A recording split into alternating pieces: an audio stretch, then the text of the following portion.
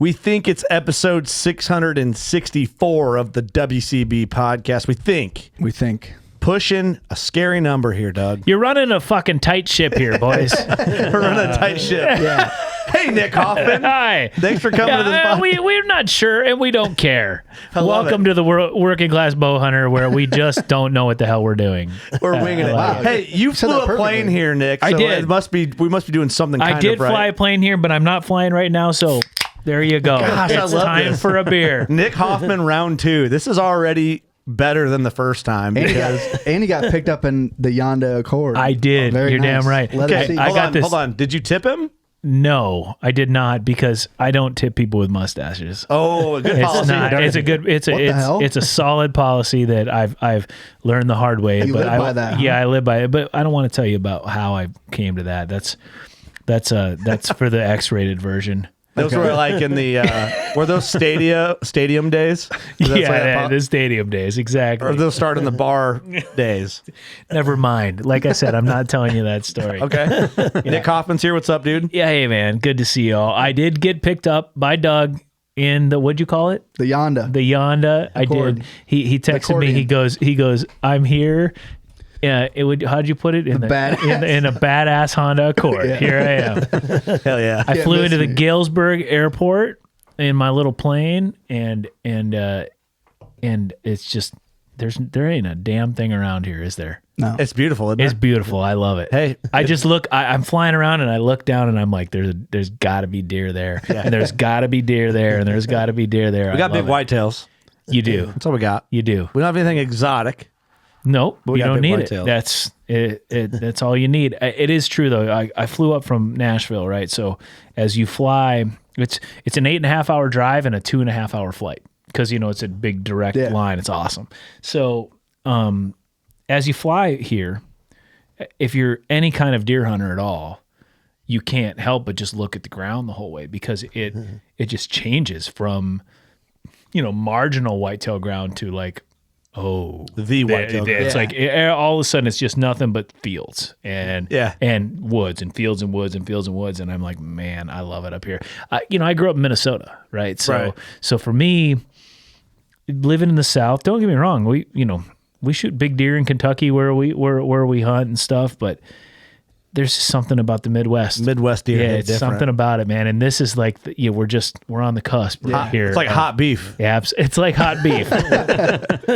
He's talking about, we went to the restaurant across the street over there, and they have hot beef on the menu. And if you don't know what hot beef is, you've never been to the Midwest. We don't get it in the South. It's like the best thing ever. It's just like white bread, meat, potatoes and gravy. More white bread, potatoes in the middle, and gravy. Yeah. I think you're the first guest ever to order that. I haven't had it over there, but I'm going to now. It's the best. There's nothing like it. Classic Sandy mash. Austin Chandler's in here. What's up? What's up, buddy? man? Good to see you. You've been MIA for a while. I have been. Yep. Busy this summer, getting ready for the Africa trip. So. Yeah, which will already be back by the time this launches. Yep. This is how ahead we are. Congrats on all the success. Yeah. Congrats to you. Thanks, man. Thanks. Moving along, Mark Reif Moneybags is back, baby. Guys, how we doing? Good to be here. Fun fact, Mark was our first guest ever on the podcast, episode 6. Yep. Huh. I'm old. Been here a while. I like that. Old. Well, that means we're old. 600 and something episodes later. Yeah, for real. Yeah, definitely. Hi, Mark. Hi, how we doing, boys? Glad you made it. Excited to be here. Here, Nick. Yeah, I'm glad. You should come around more. Nick. Yeah, I know. I should stop being so busy, right? Yeah, I know. do that. I do need to do. We're going to get into some details. Fuck that job, Mark. Yeah, right? Right? We're going to talk about that a little bit, Absolutely. But thanks for being here, boys. This is going to be a good time. I'm also here. Oh, hey, Doug. Well, we already told you. You picked me up in the Yonda Accord. Right. Yeah, we covered The this Yonda. ground. Yeah. Covered this The ground. accordion. Yeah. Lots to talk about. First off, congrats on everything. You've been everywhere. I feel like It's been, since the last time I was here, which was last September, so less than a year. Yeah. Man, I think honestly this last year, even honestly since September, I think it's been, my wife would agree, I think it's been the craziest hunting year of my life. And it's not necessarily because I shot more things than I normally do. It's really about the adventures and about how much I've been gone. I've been gone an abnormal amount. And it's because I've been doing some really, really cool stuff. And I think that's the coolest thing about this phase in this chapter of my life that I'm in, where this Nick's Wild Ride thing, where I'm just systematically checking off my bucket list. The thing is that when you check off the things that on your bucket list, then you start getting into the harder things to check off, and the harder things to check off. The checks start coming slower. Yeah, they do. Or you're like with Africa, for example, which you guys, like we were all just talking about before, you guys have been bitten by the Africa bug too. It's like the problem with the Africa bug or the Spain bug or the Italy bug or the Middle East bug or any of these things that are out there for hunters to go chase, or the Alaska bug is even worse. Mm-hmm. It's like you scratch the surface and then you realize that there is it's a bottomless Pandora's box, bottomless pit, right? And that's what's happened to me. And I love that though. So let me give you a little credit here. First of all, I genuinely do love your show. Yeah. And I love sharing your show with new people that haven't seen it. Thanks, because it's a show, and we probably talked about this on the other episode last year. It's a show you can watch with your lady. Mm-hmm. And it's a show you can share with people who are non-hunters, because you do such a good job of storytelling and cultural aspect and food and all this.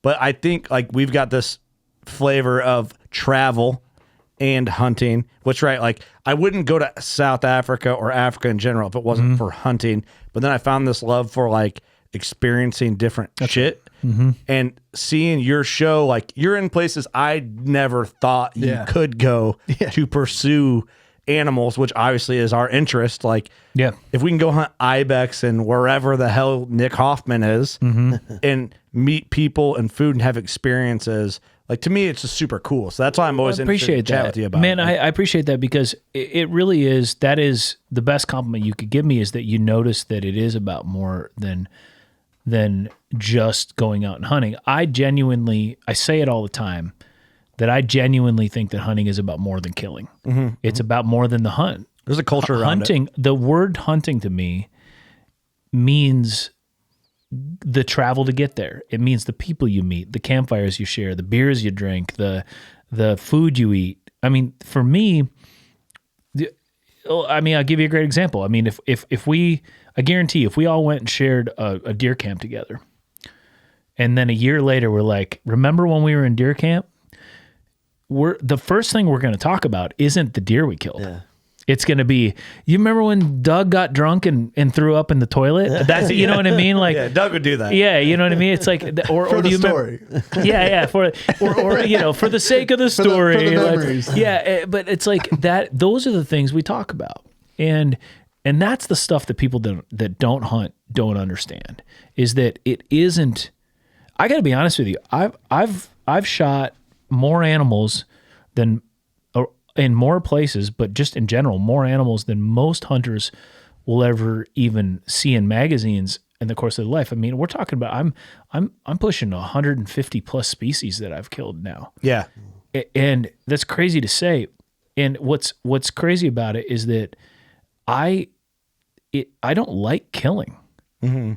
I still get emotional every single one of them. It's not the killing I like. I like hunting. Yeah. And hunting to me is about so much more than the letting the arrow fly or the pulling of the trigger. It really is. It sounds cliche, but it is really 100% true. I don't like killing. I like hunting. Well, I think it's obvious. So it'd be different if like your show was just whitetails or like, just one species, because then you could be like, well, all right, that's a weird thing to say because you killed 500 whitetails last year. Right. But like, that's very true, I think, and by like what I said earlier is like, you're going for a cultural experience and it's all in line with something you love. So I totally believe that out of you versus if you're like, I just went to Southeast Texas and killed 40 whitetails in 5 days. I'm like, nah, you like killing, dude. We're sitting here looking at this episode right here that you've got up on the screen, and that right there, that's a hippo that I shot and fed an entire village for a month. You know what I mean? And to me, a hippo had to die to do that. Yeah. But that's what I remember. Right. I don't. granted, now if we sit here and talk about it, I can picture that kill Right. so vividly like it was yesterday. But I remember that. I remember the meat and bringing it to the people and the people I met and The experience around 100%. everything. That's to me what it's all about. It really is. Yeah. See, what I enjoy is like, so what you're doing here, you just have a different connection, I think, with your audience and like the people who watch your show. It's like, the last time I said this, your show could be on any major generalized TV network and 100%. be successful, even though there's, in most episodes, a shooting of an animal. Yeah. And I think that's amazing. And there's a lot of guys out there. Trust me, all of our heroes that we grew up watching outdoor TV or whatever. There's plenty of people out there that are the experts that are gonna tell you all the technical details.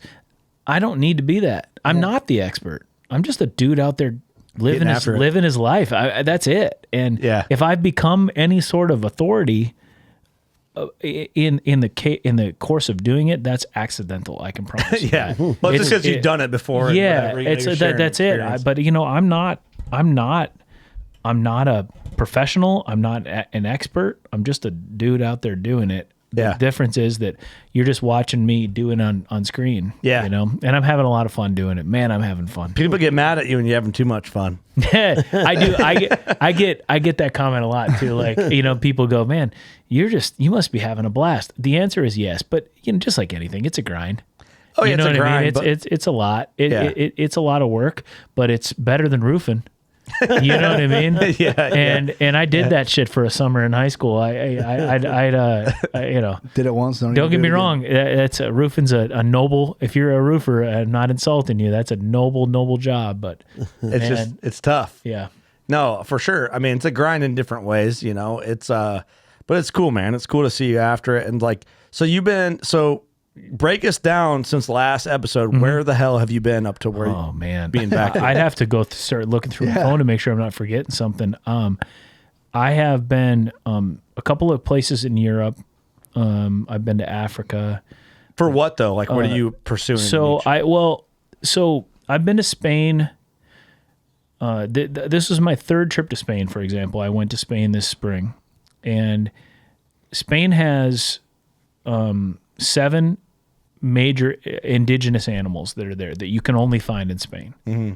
They have 4 ibex, 2 chamois, and 1, it's called a Balearian bok, and it's a feral goat that lives on the island of Majorca. And that's actually a really interesting story. You could told me that was all made up places, and I would. Right. Yeah, so as well. Well, for the record, the island, and this is the stuff that I love about going to, adventuring to go and do these hunts. So I had taken in 2 different trips, 2 ibex at a time. So I've shot all 4 ibex there. So in Spain alone, there's 4 ibex. 4 ibex that you can only shoot in Spain. Okay. That are indigenous there. You can only find them in Spain.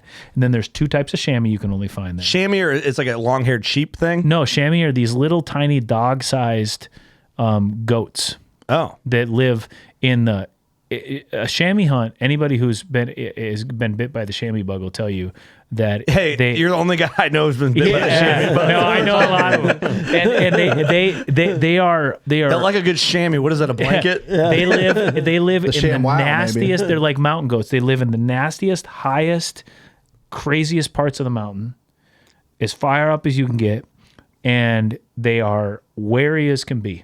They're like little tiny ghosts, and they're little, obviously, like I said, and so I've gotten to hunt. I think I've taken 4 different species of chamois. Every one of them has been some of the hardest hunts I've done.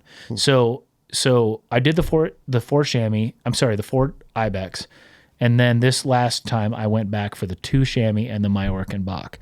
So going back to the story of the Majorcan bok, it's a bok means goat, basically, and it's a really interesting thing. It's you can only find this species of goat there, and the reason is, and I'd have to look it up on Wiki to tell you exactly like what year it was, but they don't know for sure exactly the year, but they know this genetically. These goats that live on this island are their closest relatives are the Kri ibex, which is in Greece.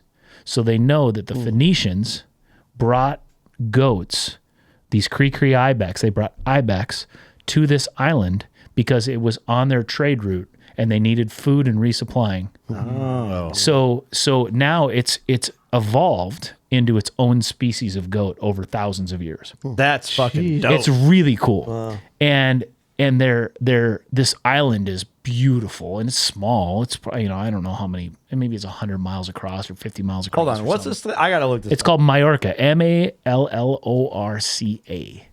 And the island of Majorca is gorgeous. What? Mallorca. And I went with an outfitter called Eber Hunting, who I've done all my stuff in Spain with them. And they are the only outfitter in Spain that is also a travel agency. So they have like they can do it all. And man, I'm talking. Wow. You want to talk about like living like the poshest. This hunting, is it right here. Yeah, that little island. So you're living this posh life, right? So you when you go hunt in Spain, it's awesome because you're going up on the hardest mountain hunt you've ever done, and then you're staying in a 5-star hotel when eating. You get back. Yeah, when you get back, eating like the best food and drinking the best wine, and then the next day you go up and you do it all again. You go back up the mountain. Yeah, it's the best thing ever. So I'm trying to go to Spain, dude. Yeah, so the island of Majorca, I shoot this. By the way, you misspelled it.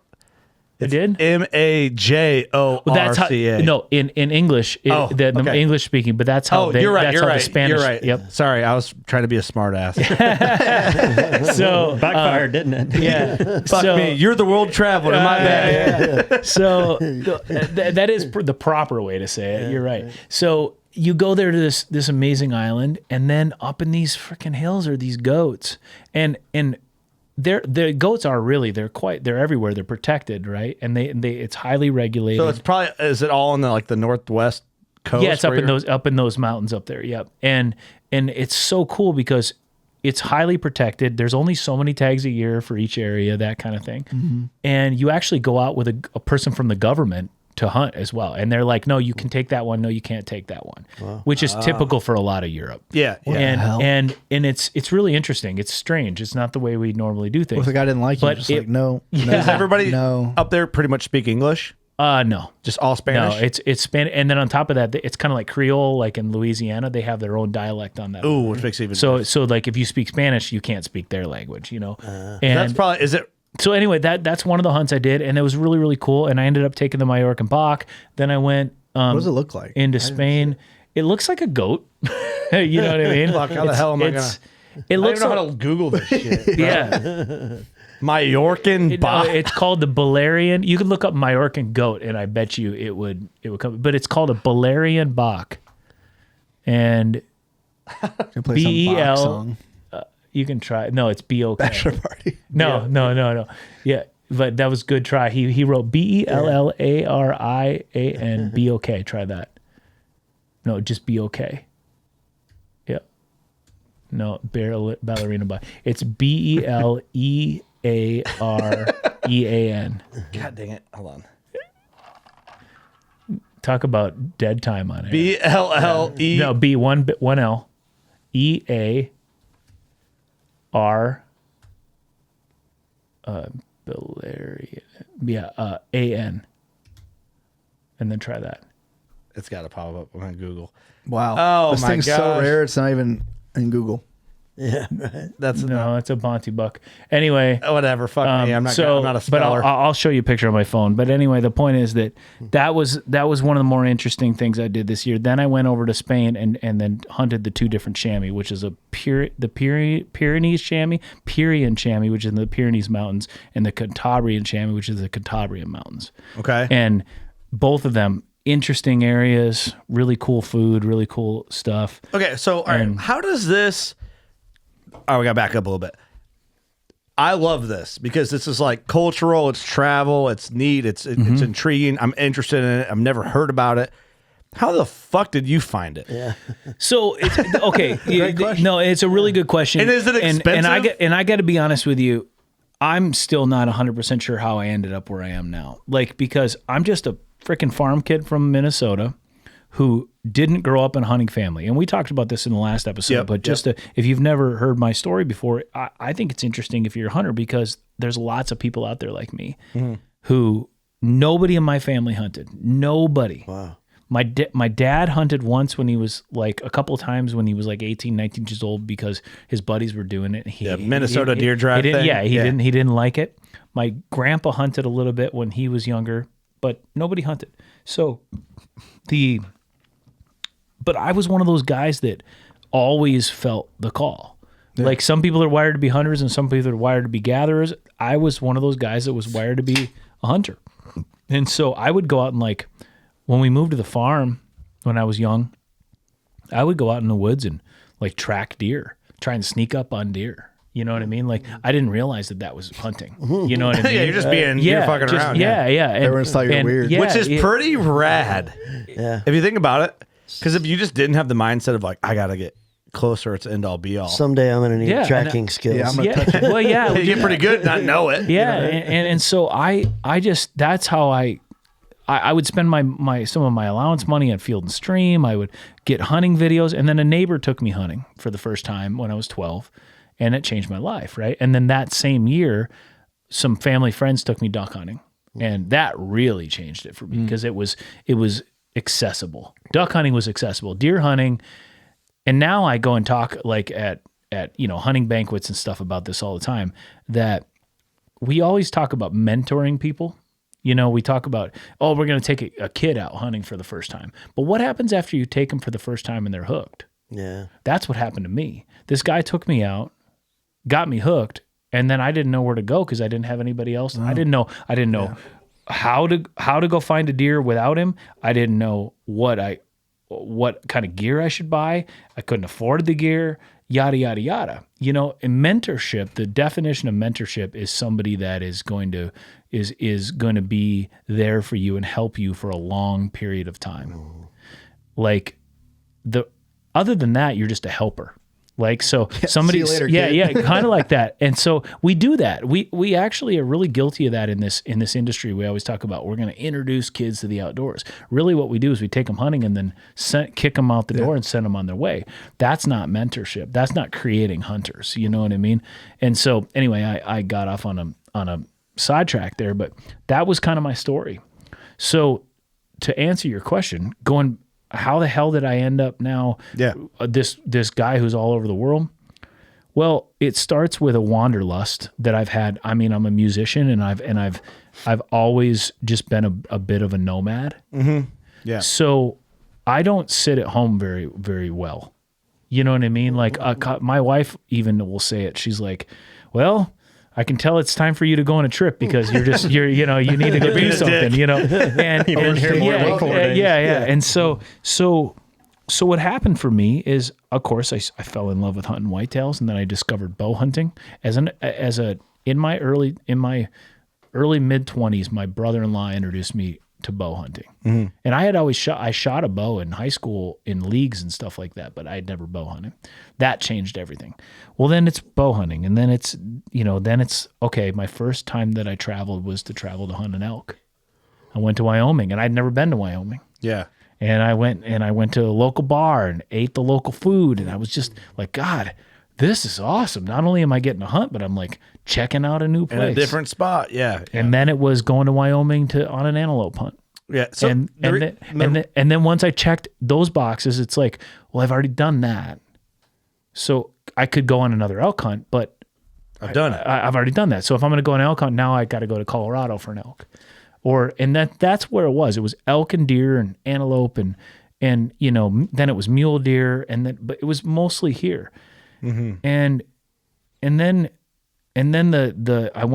I met Lee and Tiffany Lukoski, and I was a guest on their show, and we went black bear hunting way up in northern Alberta. And that was the first time I'd been out of America and went somewhere else. But that was pretty exotic. It was like I'd never been anywhere that rural. Yeah. And it wasn't the bear I killed that I remember about that trip. It was the northern lights and the fact that it was 4 hours of dark. And the fact that we were hunting till midnight and all this weird shit. And it was like drinking beer around the campfire. I'd never done anything like that. Yeah. And that hooked me. And then that next year I went caribou hunting in the Northwest Territories with them. And those two hunts, I credit Lee and Tiffany with. It's like that was the first 2 seasons of their show, like the couple years when they were just taking. It's like getting close. Yeah, it was getting close during the getting close days, and it was like. God, they're Minnesotans. Tiffany, the OG hot chick of the game. That's right, amen. And they're fellow Minnesotans. We became really good friends.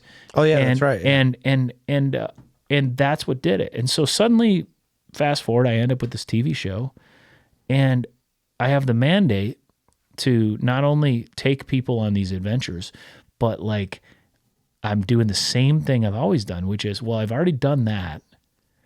I don't want to do that again. I want to do something different. Well, shit. After 100+ species, you start, like we were talking about across the road at the depot. We were talking about. I mentioned the brocket deer in Mexico. You go, what the fuck is a brocket deer? Yeah. You know what I mean? It's crazy. Well, the truth is, I didn't know what the hell a brocket deer was either until about a couple of years ago. Yeah. And because suddenly, when you've checked all those boxes, you're just digging deeper and deeper and deeper into the hat to pull out a rabbit, right? Right. And so that's what's happening. I know that was a really long answer. No, and the reason why I asked it, because so a lot of people are gonna Great answer. Well, one we love having the variety of guests we've had on, right? Yep. Because I love chatting with you about this because it's shit I don't know about, shit we've never heard about.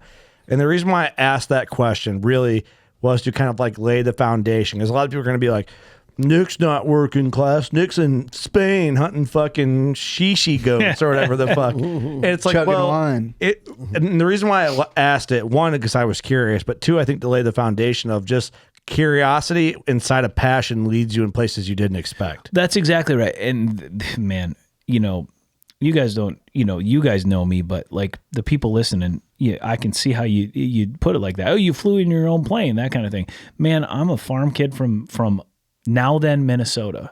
You're trying to tell me hard work gets you places, or that's what? Exactly Is that what you're right. That's exactly right. But also, it's a crazy concept. Also, the other side of what I was going to say is, believe it or not, a little airplane like I have is, I'm not flying around in a jet, man. I'm flying around in the Toyota Corolla of airplanes. You know what I mean? So it's like, Honda, yeah, exactly. It is badass. And so the and I'm also going on hunts that, believe it or not, this is the thing that I tell people: going to New Zealand, going to Spain, going to Italy, going to Africa is surprisingly affordable. People do not realize. I know the Africa thing firsthand. Yep. And it's like you don't realize. Yeah, it's as much as a guided whitetail hunt in the Midwest. Exactly. Just like anything, there are levels to, right? Like, if you want to go spend bazillions of dollars in Africa, you can. But you can also go do a very similar experience and spend, like you said, the same as you're going to spend on an elk hunt, or same as you're going to spend on a guided whitetail hunt. And that is what opened my eyes and what opened everybody's eyes. Now, granted, I have this television show that's we're about to start filming the 10th season, which blows my mind. Jeez. And I have a little bit of extra money in the budget of that TV show to start doing some of this stuff that I never in a million years would have expected I'd have a chance to do, like sheep hunts and things like that. Mm-hmm. But I can promise you that those are dreams come true that I don't take for granted. Right. I am not independently wealthy in a way that makes that happen. So I'm a lot more working class than you might like. I just have a cool avenue and a cool job is what it boils down to. Yeah. I talk about it too much. Probably. It's like, I hate the idea that like working class is poor, because you're going to spend all your money on whatever you want to spend it on. And if all you want to spend it on is hunting, that's where you're going to spend it. So it's all subjective to what you do and where you put your money. And that's up to the individual to do it. So, but for me, I honestly, probably the first time, I'll give credit to John. I worked for John Deere and we traveled, right? Oh, fuck, Kurt, talk about John Deere again. That's where I came Here we go. But John Deere sent me to Brazil, sent me to Canada, sent me out west, sent me to all these states. Not really against my will, but I was like, I'll try it. But I had like this safety net of Uncle John. And it was eye-opening, wasn't it? And I realized it's not that big a deal to be in Southern California harvesting wheat, but I got to go to new restaurants and meet people and go try new beers and hang out with whoever, the locals. And then that honestly, I think, opened like this gateway in my brain of like, it's not that big a deal to go to South Africa to hunt. I've been to Brazil for work and for John Deere, and that was scarier than. Might as well bring a bow. Yeah, might as well bring a bow if I get the chance. So deer, I'm thankful in a way, opened my brain to the opportunity of travel. Travel's scary if you've never done it. Absolutely. So I've got a buddy. I'm going back to Africa on a week from tomorrow. And you got back? Yeah. Well, I'm filming. This is for the next season now, right? So, I still want you to cut through your year after Spain. And this trip that I'm doing now is a trip that I've had on the books for almost 3 years. It's a trip where I'm hunting a big buffalo, wild buffalo that they only have 15 tags a year for. So, and I put my name on the list, 3 years ago, and suddenly my name's up, right? But I'm bringing a buddy with me. They had a cancellation and a tag opened up, and I called this guy who I knew, who had said to me over a campfire in deer camp, he said, "Man, if you ever get an opportunity to go do something really cool like that, I'd love to go." And so I called him, and he goes, "Oh, well, I never figured you actually call." He's from Kansas, right? Yeah. And he's a really, really, really great whitetail hunter, like world class. He shoots big deer every year, does it right, does all the things that we all know and love about whitetails. So he's never been anywhere like this. Ooh. And we're leaving a week from Friday, and I called him the other day, and he's like, "Dude, I'm nervous." And I said, "Why?" I said, "Well, he's never done, and he's bringing his wife and his daughter with him too." And I was like, "What are you nervous about?" He goes, "Everything. I'm nervous about the flight. I'm nervous about getting there. I'm worried about the food. I'm worried about, I don't know, understand." But to me, I understand that feeling, because I went through that too. Yeah. And I try with my show to show people that, man, once you get there, it's a lot of fun. Yeah. That's exciting because you're the guy exposing him to all that. So you know what he's in for, and it's going to be an experience of a lifetime for him. So how cool is that? That's right. It's so fun. And you guys have done it too. I mean, the first time you went to Africa, you didn't know what to expect. We're scared shitless. Yeah. No idea. And it was during COVID and shit. We're bringing people with us that have never been down there. So we're so pumped to bring people with us and share it with them, because we know what it's like. You guys are like those crazy women that have been to Disneyland 70 times. And you're like, no, you can't do it like that. You got to get in the line at this time and do the thing. And it's like, it's like, now what the rules, the ropes and all that stuff. And I love it. And I love introducing people to stuff. But I got to be honest with you, I never in a million years figured that would be my role. I'm a fiddle player. I'm a singer. I'm a musician who hunts. Yeah. For fun. Like the idea that I now somehow my life turned into this, that still blows my mind. See, I think it's cool, man. Like the whole story, like, I don't know. I'm fascinated by you and kind of like the life you've lived, because it's like we're talking the deep, like the cool stories, and I love it. It's like there's locker room talk and guy talk we have that we can't talk on here and like whatever. But it's like just like asking you stuff, like, I'll tell you, man. It's like it's just cool. Like you've done a lot of neat shit, and it's cool because of hunting. We're connected, and it's just neat to me. Well, hunting is the great connector, right? It really is. Like it's one of the few things that I know of where you meet another hunter and you're instantly you connect. You have something. You're bonded in a way. You bonded in a way. There's no doubt about it. Yeah. I mean, and there aren't too many things like that.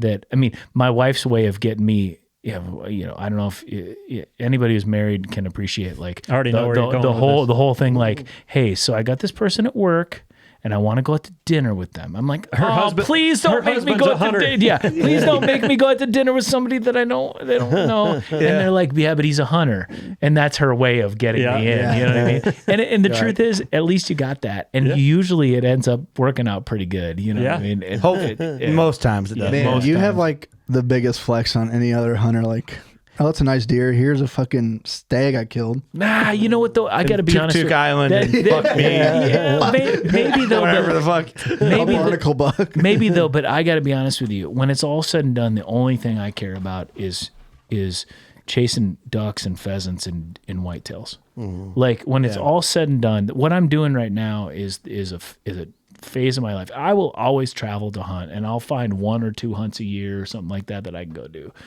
But I'm in that phase right now where I'm momentum's rolling. Momentum is rolling, so I'm doing it. But there's nothing. There's not a single animal. there's maybe one or two that I'm really, really, really, really excited about. But there's not a single one that will get me more excited than a 200-inch whitetail. Yeah. You know what I mean? Or a 180-inch whitetail or a 160-inch whitetail. I just love them. I love them so much. And that's because that's who I am. It's where I came from. Yeah. You know what I mean? For sure. You can take the boy out of Minnesota, but you can't take the Minnesota out of the boy. No. You know? No, I think it's cool, man. It's neat to hear a guy from the Midwest get to like experience all of it in the travel. So Spain is like, you started in Spain after the last episode, and like we're going down the line. By the way, Huntworth just launched a new camo pattern that we need to talk about as well. Well, I've been using it everywhere. Yeah, we used it last fall. Vertek has officially been live for not quite a month. Mm-hmm. Are you rocking Vertek and all these travel hunts? Oh, absolutely. And the hardest thing about that has been hiding this pattern. Like, and then literally, so like I'm literally got a backpack with a separate, set of clothes. So I'm wearing Vertek, and then I'm also changing for photos. Yeah, you can't let it out the back. Tartan, or what do you wear on? Well, and I actually, I wanted to like do the whole like thing that some of the people do, they'll blur it out. Blur your whole body. Yeah, blur my whole body out for like a year, and they're like, no, we can't let anybody know. We can't let anybody know. Yeah. I was like, but this camel pattern has really been amazing, and I think it's the most versatile pattern that they've ever released for a lot of reasons, and I think it's because they put so much work and energy into it. I'm very personal with all the people over there, and I know, and I've seen every generation of the development of this pattern from generation 1 to God. I mean, I don't know how many dozens of revisions they've done. Yeah. They've worked so hard on this, and it's worked. It is so good. And man, when you see the video clips that we've taken and the stuff of where I'll be sitting next to a tree. Yeah. That old school thing. Yeah, the old school commercial. I did that stuff where I'm sitting there and there's no gags. There's no contrast pulls. There's nothing. And then all of a sudden I start moving. You're like, whoa, there's a dude. They used to do that stuff by changing the colors and stuff. Yeah. Dude, it actually works. We did this in Canada last spring with... Look at that. That's what I'm talking about. And this is Tarnan. Yeah. But like... Tarnan has been my favorite pattern. Oh, it's so good. And this is Ross just in the open. Like there's nothing in front of him. There's no brush in front of him. It's just showing Tarnan in the work with his bow. Mm-hmm. And like that is fucking impressive. Very much so. There's nothing in front of him and Tarnan disappears. I like Vertek more than Tarnan. I agree. And it's like, because what they've done here is they've taken what they've learned and they've just taken it to the next level, right? And there's Vertek. And it's like it's a combination to me. And I don't know if I'm speaking out of turn here, but it's like, to me, it's a combination between the digital stuff of DC of disruption that I love so much, and the wonderful woods breakup of Tarnan, but then it adds in just enough green and just enough stuff to be usable everywhere. The green, it's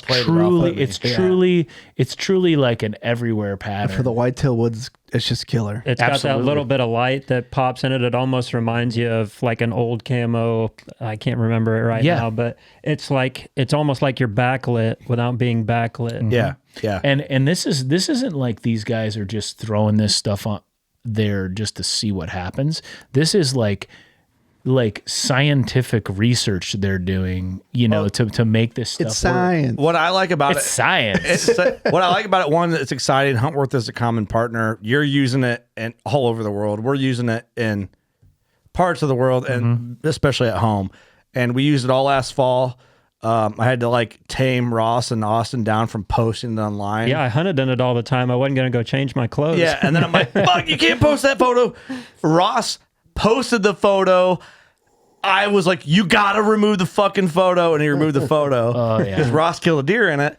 And he's hard to get a hold of, so you can't call. I'm like, you can't. God, did you not pay attention to the team meeting? It's hard for Ross and I. We get this good looking camo. We want to run it, man. Yeah. So, and we're running it, and we ran it in Africa, and we'll be running it all fall. And so I've used it in the mountains of New Zealand and the lowlands of New Zealand, which are very different. Gray mountains with snow, right? And the lowlands, where you hunt the stags and stuff like green and stuff. Man, I'm telling you, it this isn't an exaggeration. It works in both things.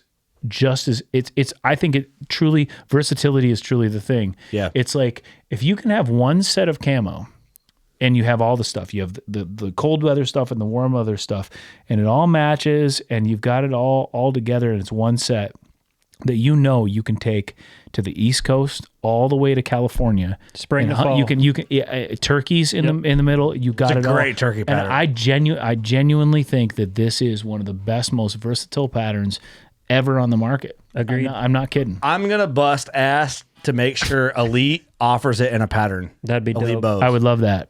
Here, hand me a beer. I'll cheers to that. What you think I'm gonna say? I just heard bust. Yeah. Hey, I'm about to bust over how good this pattern is. Yeah. Thanks for the hard crack. That was great. But like, here I am sitting Indian style, like, whatever I am. But there's nothing in front of me, and the pattern looks good. It makes you look good. Well, your gauges look a little smaller there too. Are they bigger now? I might have, listen, I got daddy issues. Yeah, What's up? I got mommy issues, maybe. Yeah, your gauges are slightly bigger, I think, there. Yeah, and I got a couple more neck tattoos, but that's not what we're focusing on. We're focusing on That's neither here nor there. Yeah. It's just a good pattern. Hold on. You want a picture of Doug wearing Vertek? I'll get you one. Oh, actually, Ross is next in line. None. There it is. Yeah, I like it. That's a different garment right there that he's got. It's awesome. That just looks good. It does. It's a sexy pattern in a lot of ways. That's a sexy deer and a sexy man. Look at Ross is a sexy man. You probably haven't met Ross because he's always working. Let's go to me. Let's talk about me. Let's talk about me for a little while. What about me? What about me? Oh, you want some Doug in this action? There's Doug. Look how good it makes the stash look. Look at that. My. I think your stash is in Vertek too. Yeah. Damn, like dude. You get Yeah, dude. It's everywhere. Pure sex. Blends in Pure with sex. everything. Vertek fucks, and that's a fact. It does. That's the plug they didn't know they needed. Yes. I think we need that on a t-shirt. Vertek fucks. Karen, we're gonna get that on a t-shirt. Can we make that happen? Yeah, can we make that happen, please? Dude, it's my favorite pattern, man. It does look really for sure. good. Ever made. I was talking to Nate today, and he's like, "Hey, is Nick coming in tomorrow?" Or I'm like, "No, he's coming in today." He's like, "All right, cool, man. All right." I'm like, "Hey, we're gonna talk about Vertek because we've been using it. We're gonna talk about it." Absolutely. Okay, all right, you guys just do your thing. I know what you're gonna do. I'm like, "Yeah, dude, we're gonna say it fucks because it does fuck." I think we need a t-shirt that says Vertek fucks and so does Doug. Yeah. Hell yeah. Yeah. You like that, Doug? I like it. Do you fuck, Doug? You can get behind that, I right? fuck with Doug just Nice. shit just completely went off the rails. Yeah. We'll be editing all this out. No, we won't. We won't edit any of it. That's the best thing Start about using it. it more. It's a clip. Here's the thing. Bottom line, we're hunting with it, and that's what we're doing. That's right. Dude, I killed a buck in it, the Big 10, the one in that photo, and I rattled the buck in. I shot him at 11 yards, and I rattled him in, and I had with this set right here that our buddy custom carved for us. Cool. And I had my sleeve popped out because I had the hoodie on, and I take a picture holding it, and my whole sleeve is Vertek, and I'm like, I text it to him, not thinking. And I'm like, oh, hey, don't post that photo. And I actually remove the photo because if you catch it, you can unsend it. And I cropped it and then sent it out. I was like, sorry, dude, I sent you a thing I couldn't have in there. And then what happened is we did the tracking video of Floppy, a deer I killed. So I fucked up in my manic freak out mode. I killed late November, killed him wearing Vertek. Well, in the tracking job, I'm like, I'll wear Vertek pants because that's the only pants I had. And I threw on a Tarnin jacket, and Austin filmed the recovery. Well, not thinking, in the whole recovery, you can see my Vertek pants. And in parts of the photos, my knees are sticking up. You can see the Vertek pattern. So I've been blurring my knees out in these photos. I've screwed up a couple of times too, and nobody's because it's like you notice it like 1 minute later, right? And there's always that one person that is the crazy fan that goes, hey, what was that? Yeah, what are you wearing? I don't even know what you're talking about. Like, thank God you didn't take a screenshot. It's just that day and age, It's a good problem. It's probably all over Reddit. But now now that this pattern is launched, I can post the floppy recovery video, which I love because it's just what it is, but I have Vertek pants on. Yeah. Tarn and jacket Vertek pants, which by the way is also a good combo. It really is, and it really is an awesome pattern, and I'm proud to have been a part of the the kind of R&D of it a little bit, like you guys are, and it's and I'm proud to be part of a company that literally cares enough to put this much effort into something. I mean, when people see a pattern like that. I love this video. Look how good that you can see. Like I have Vertek. You can see the difference, right? I have Tarn top on Vertek pants. I can't even see your legs. Look how it goes into those leaves like that. It's so all I see is a butt. But like literally, a company that puts this much effort in, people don't realize how much blood, sweat, and tears. I mean, not literally blood, sweat, and tears, but how much sweat and tears and probably carpal tunnel went into making something like this. I mean, we're talking about people that are agonizing over the shade of brown. Oh yeah, agonizing. We're talking weeks of meetings over the degree of the brown or the degree of that. I mean, it's unbelievable. Well, whoever picked that little bit of green in it, they fucking nailed it. And there were so many iterations of that went through it. I got to hand it to those guys, man. I mean, the team over there, man, they do it. You and Karen brought like sheets of Vertek to the Ohio Deer Classic. Oh, that was 2 years ago. 2 years ago. And it was like, what do you think? Okay, go 30 feet back. What do you think? Go this far back. Here's me recovering floppy. I got you can see the Vertek pants in action. But it's like, okay, this green, this brown, this brown. And I got to like give them the feedback, and they actually like took it in. So this is Austin came with me. So I can't wait to post this. But look at the Vertek. My legs disappear in this video. It's like in that grass. It's a perfect pattern. It is, and I think it's so weird because you wouldn't expect that white, would be part of a pattern in a necessary way but it is. It's like white, those whites and those like you look through the camo because naturally there's a lot more white there. Oh, look at that deer, by the way. Hello. It adds airspace to your pattern. It does because look at look at those leaves. The light shining on that stuff. That's what it looks like. That's very true. Yeah, there's light in patterns. Mm-hmm. No matter how you look. That's a good way to kind of explain that. A lot of shots coming up. This is you got to remember this is the recovery. This is a buck I hunted for a long time, and Austin came for the recovery, and amateur video guy turned out pretty good. I think it's good. Mm-hmm. So you can see Tarnan and Vertek in action here. Bam. Look at that deer.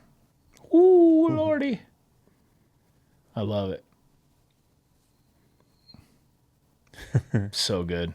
Yeah, so I've been waiting to post this video, and by the time you're hearing this, it should be up. But is that your shot right there on the left side? Yeah, on that right side? He was steep too. It was that's awesome. 11 yards or whatever. It's all right if you're into that kind of thing. Close. If you're into like huge whitetails at 11 yards, whatever. Yeah. No big deal. No big deal. It was a cool feeling. We have like a series of videos, and we find the arrow broke off, and there's blood all the way to the fletching. And in the video, I'm like observing it, and you're like, you got yourself a dead deer there, buddy. Yeah, there ain't no getting away from that one. Yeah.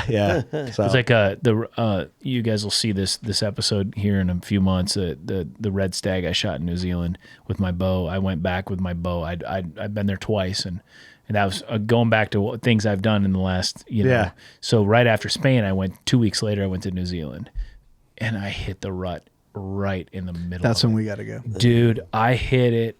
Because the rut is like. November, right, is the rut, right? Yeah. But there's a couple of weeks in there that you target, but there's usually those magical days. You're either in the woods or you're not. Yeah. You just don't know when exactly they're going to be. Yeah. And they tell you in New Zealand, like the first 2 weeks of April. But yeah, they're going to be rutting, But in April? But yeah, that's when they rut there. But it's like they're going to be rutting.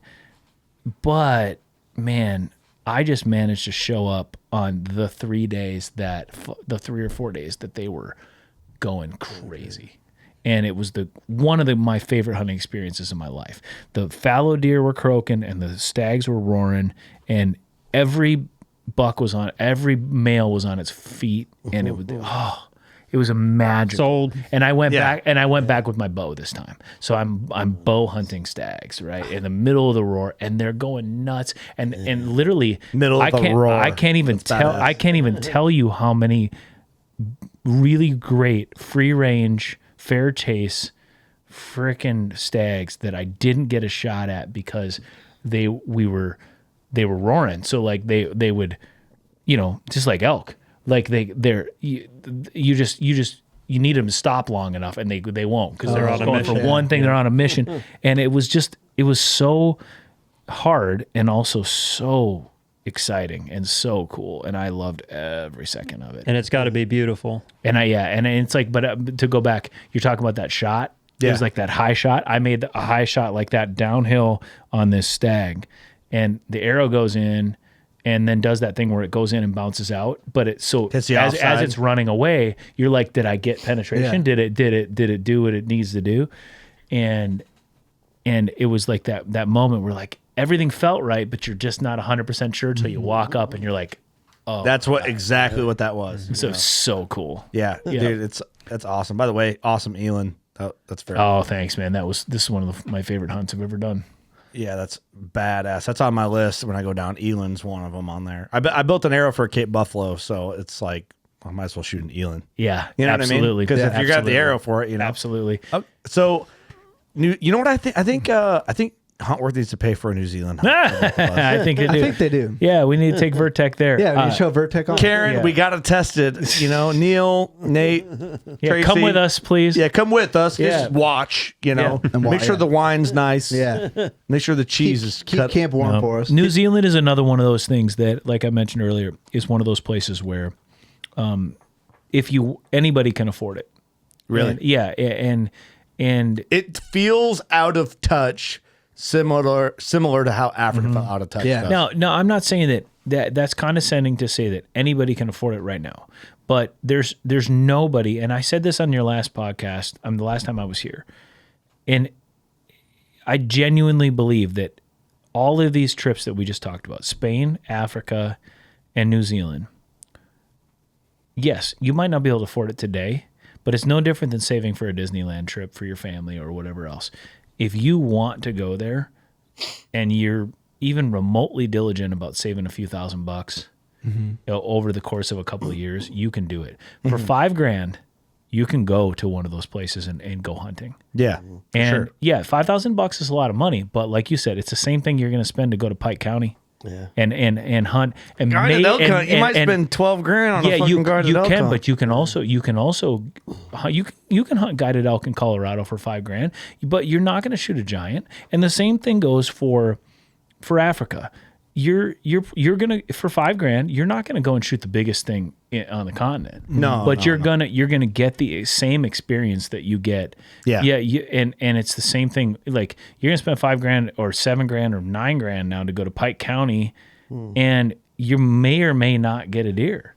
If you go to New Zealand, Africa, or Spain, you are 95% of the time gonna get your animal.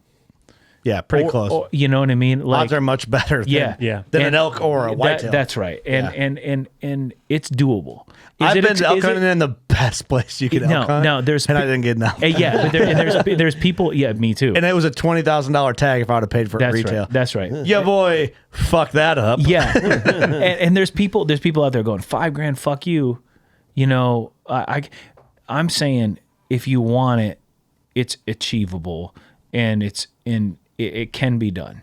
It can be done. It can be done. And I'm not condescending to anybody to say $5,000's a lot of damn money. You know what I mean? Here's the thing, dude. You'd be surprised. Guys that bitch about it are typically the dudes that are like like we talked, I don't know on how many episodes ago. They dip, they smoke, they spend $200 every weekend at the bar. They're the must be nice guys. There's the guys that have $500 truck payments. That's right. That must be nice guys. And you know, been there, done that too. Trust me. That's same. So I'll tell you an interesting story. At early, how you doing? Come on, don't let me hanging. Don't let me. Sorry about that. Early on in my start, I call it travel to hunt-itis. Right. Early on in my affliction, I met a guy who lives in Illinois, actually, who took me into his trophy room and showed me all the places he'd been and hunted. But he was such a humble guy. He just told me he was a hunter. He didn't tell me that he'd hunted all of the sheep in North America. He'd hunted polar bear. He had hunted all these things. And his main thing was sheep. He was obsessed with sheep. But guys get bit up on sheep. Yeah, and I've been bit by that too. So this guy, he's a successful guy, but he wasn't back when he hunted all his sheep. He told me, he said, "You see that sheep right there?" He said, "I sent the down payment in and slept in my truck for 6 months because I couldn't afford to pay rent, but I paid the down payment for that sheep." Holy cow. It's all on how bad you want it. And that's exactly spend your money what you want to spend and it on, brother. He said, "You see that sheep right there?" He said, "I literally saved for 10 years to go on." And that was back when you could get a doll sheep for like $5,000 too. You know what I mean? That's dedication. But he was like, and this guy, and it really changed. He goes, "If you want it," he goes, "buy the damn tag because you're going to end up my age and then you won't be able to do it." He goes, "If you want to go do these hard tags, you want to go do these hard hunts, do them right now." And he goes, "You'll always make more money." Yeah. And now, granted, if you have a kids at home and you have all that stuff, but the problem is, but he'll tell you, he's like, later on, I had kids at home and I still spent the money when I shouldn't have. Mm-hmm. He goes, I don't regret an ounce of it. He goes, "You can always make more money." You know, you figure out a way. You figure out a way. If you want it bad enough, you'll do it. And I kind of subscribe to that a little bit. I do. It's inspiring. You know what I mean? It is. And it's hard. But you know, nowadays, you know, a stone sheep, I don't know if I'm ever going to get a stone sheep. And I'll tell you why, because it's too damn expensive. Yeah. You know what I mean? Yeah. I want one more than I can tell you, but I don't know if it'll ever happen. I'm not sure. Yeah. It's, I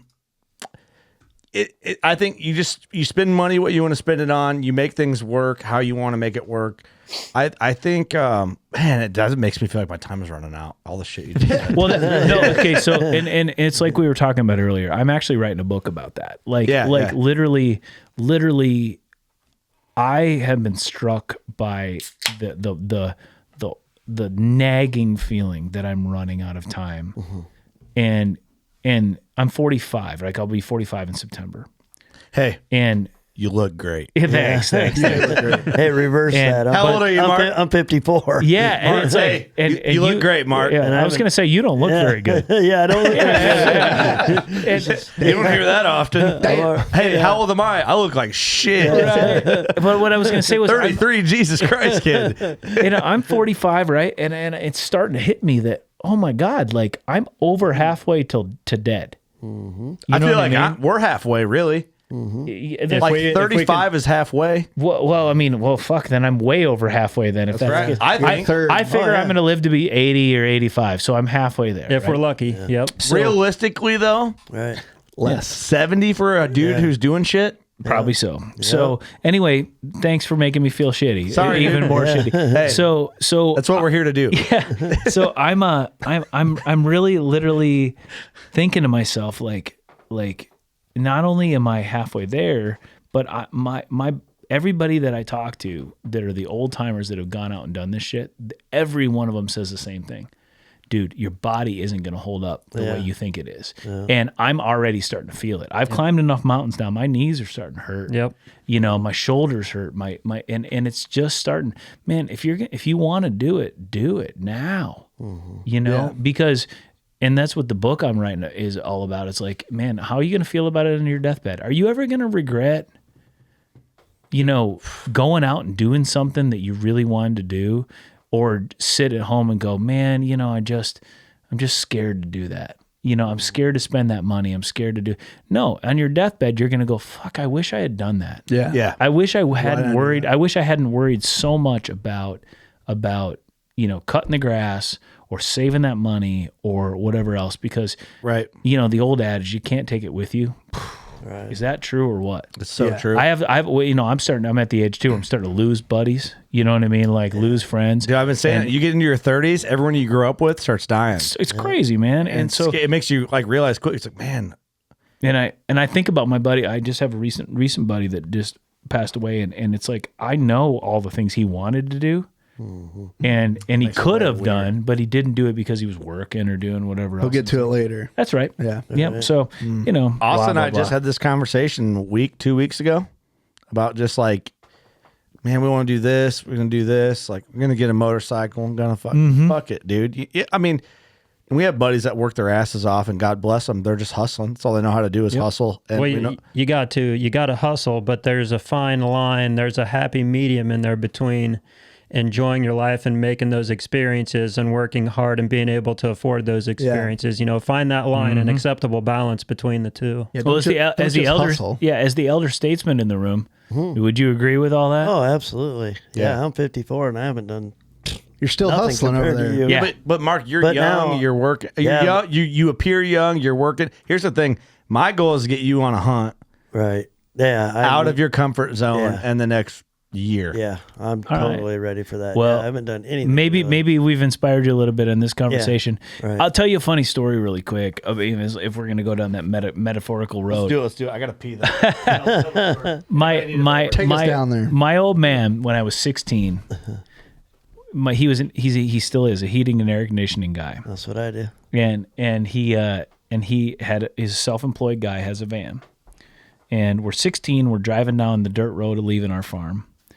And he didn't like the girlfriend that I had at the time. Nobody did, I come to find out.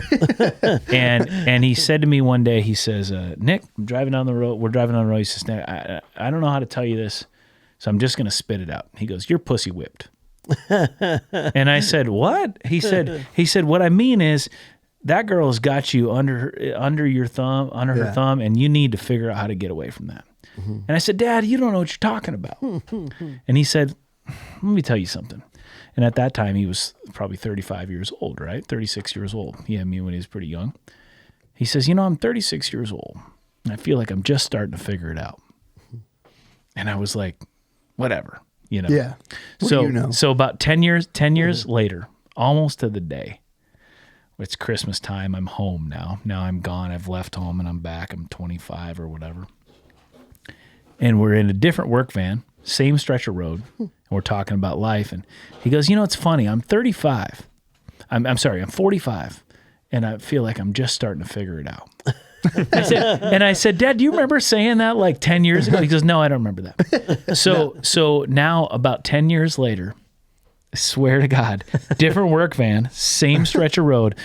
I'm home at Christmas time. We're driving down the road, and my dad goes, it's funny. Because now I got a kid, you know what I mean? We're talking about life. Yeah. And he goes, it's funny. I'm 65 years old or 55 years old, and I feel like I'm just starting to figure it out.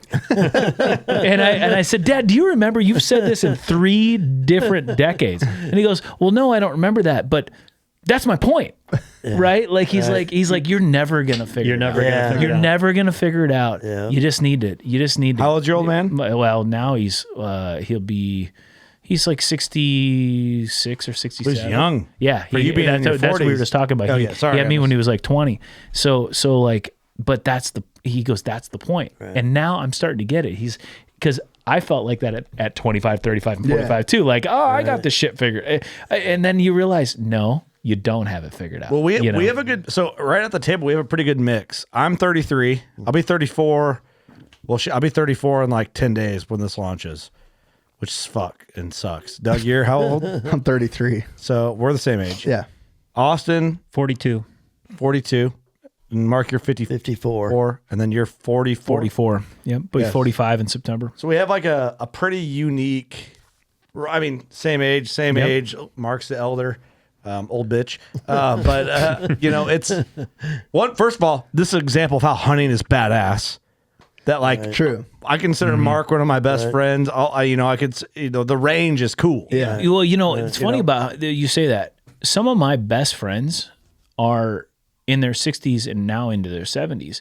They're guys I've met in hunting camp. Right. And not only are they're young, like they're truly my buddies, right? But they're also guys I look up to, people that, and there's no way I would have ever met these guys or connected with them because we have like nothing in common other than hunting. Yeah. And, but you meet on that, and you meet on the strategy, the culture, the tactic. Yeah. The culture of hunting is something that we've been talking about a lot in the last 20 episodes, but I don't think it's something that gets the recognition of how powerful it is. Yeah, absolutely. Not hunting. And we touched on it earlier. Culture of hunting. Yeah.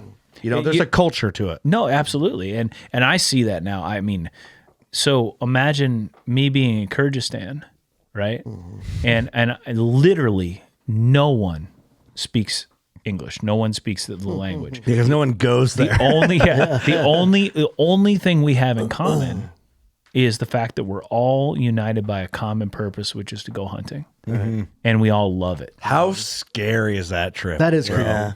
It's not. It's not that bad. It's not. That and you sound like my dad now. You know what I mean? Well, like, dude, 'cause my dad goes, "Don't go to Mexico. That's where people get shot." I go, "Mexico's fucking awesome."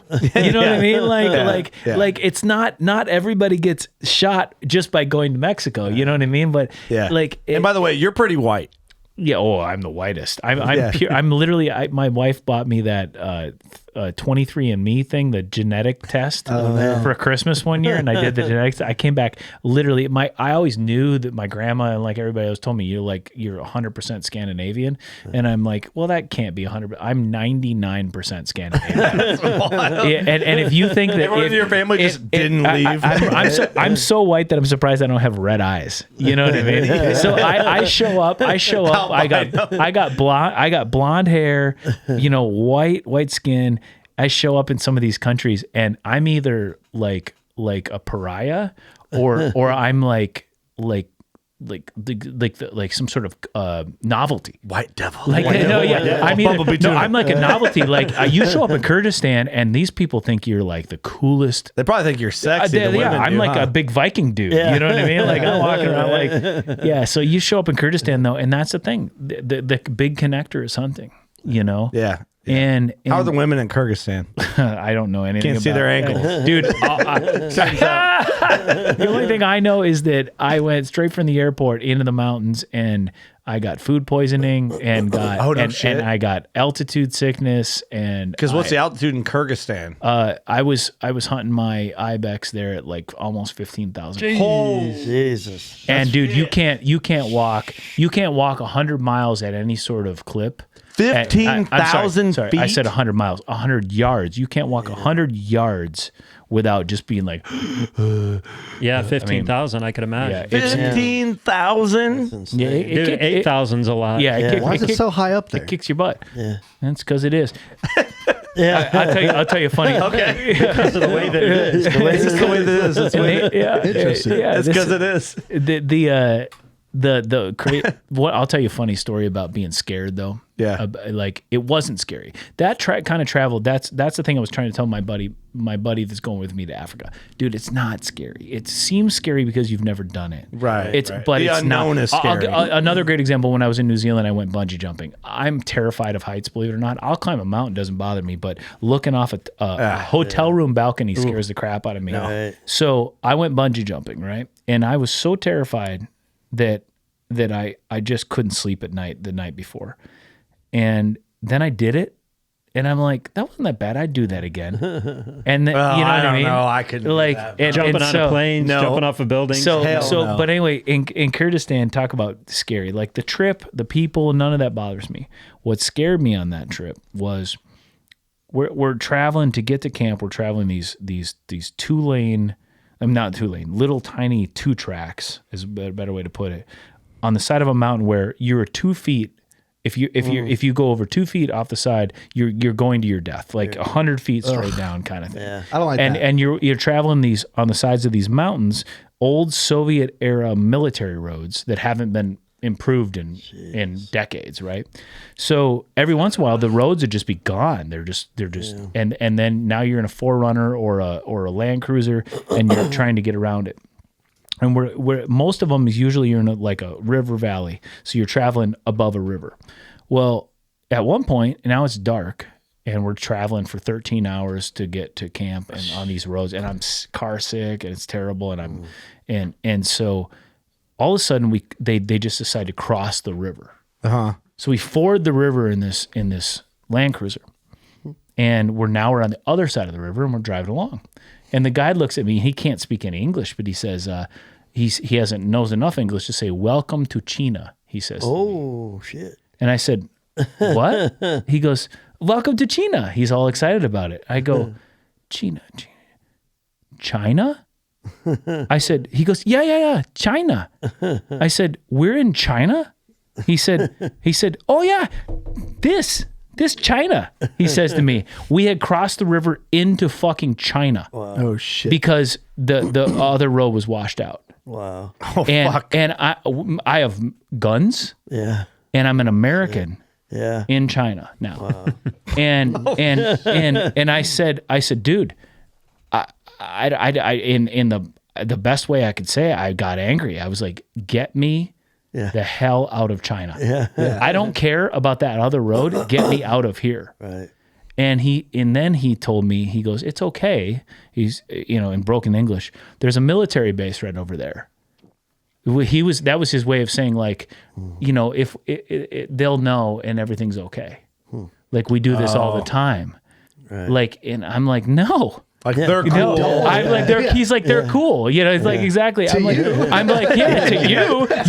They see a Viking from Minnesota. Yeah, you're courteous. I'm an American passport holder with a gun. Yeah. Like no. And so dude, like looking at this clip right here, I think this is here in it. Spain. This is the same This hunt. is the same one? This is the same hunt. I'm drinking fermented horse milk there. How was that? Yeah, and so but anyway, I literally was like, get me out of here. I thought this is the end. Like, I'm going to be in Chinese jail now. Be in prison for Chinese jail would be the fucking worst thing ever. Oh man. Yeah, see, that's the thing that scares me. Like, I have these nightmares when I eat melatonin. And then it's like, I'm in jail in China. You need a beer, Nick. Yeah. And it's like, I don't know. It's just like this tattooed felon, which I'm not, is in. You know what I mean? It's like, I don't know. Oh yeah, you'd be a great piece of meat in Chinese prison. Oh, sure. dude, I think Chinese women would probably like a white tattooed guy. Probably, Maybe, but I'm not talking about that. Yeah, but I am, Nick. What's that red shit? What was that red? That was like a jelly. We're watching this episode of me in Kyrgyzstan here, and we visited these shepherds that are nomadic shepherds. Was that good? And none of this is good. Yeah. So, but it was really charming because we showed up and these shepherds have nothing. Literally, they have nothing. Yeah. I mean, Damn. and we showed up they had no idea we were coming. And they brought out what little they had. Oh, that's cool for us. That's cool. And so they brought out these little cherry preserves, and that guy has one tooth. You know what I mean? Yeah. And a growth on his face. You know what I mean? He's got one tooth. And then they gave me this hat. And Right? They gave me what they had. Yeah, that's very cool. And it was really, really, really, really interesting. Really, really cool. Yep. What do you have like a big ass trophy room? No, not yet, but I'm building one. You are. And it's not big ass. It's a pole barn. You know what I mean? Yeah, So that's like what I mean. it's talk again. A display. It's a working class thing, man. I'm not an ostentatious guy, and I'm building finally though. I have a pole barn that I just built. It's pretty big, but 16-foot sidewalls, 20 some foot ceilings in the middle. So it's big enough that I can finally start putting some stuff in there. Yeah. And I'm going to build a bar in there and I want it all to be in one place because I have some stuff up at my little hunting cabin and my buddy's hunting cabin, and I have stuff slow played at taxidermists everywhere. Like I'm like, go ahead and tan it. I'll pay you for it. Mm-hmm. But then could you just like not mount it for a little while. Like, you know, I have because I don't have anywhere to put it. So finally I'm building a place. The building's done. I'm finishing it out now. I'm framing it out now. I think within about 6 months I'll have a proper place to start putting mounts up. And I'm really excited about it because you going to put a studio in it? Yes. Are you going to put this kind of studio in it? No, I'm never going to do a podcast. No. What? Your show. I mean, I have a show on Apple Radio, and I'm really proud of that. That's my podcast. But you're not gonna build it so you're just what's there? it called? No, it's like a recording studio I'm gonna do on there. And sorry, what did you say? What is it called? Oh, so I have a show called The Broken Jukebox on Apple Music. But you're not Broken Jukebox Society. You don't want to like set up. You can just do it at your place. No, because I go into the Apple studios to do that. And okay, that's kind of the fun. You know what I mean? Okay. Like I don't want to do it at my place because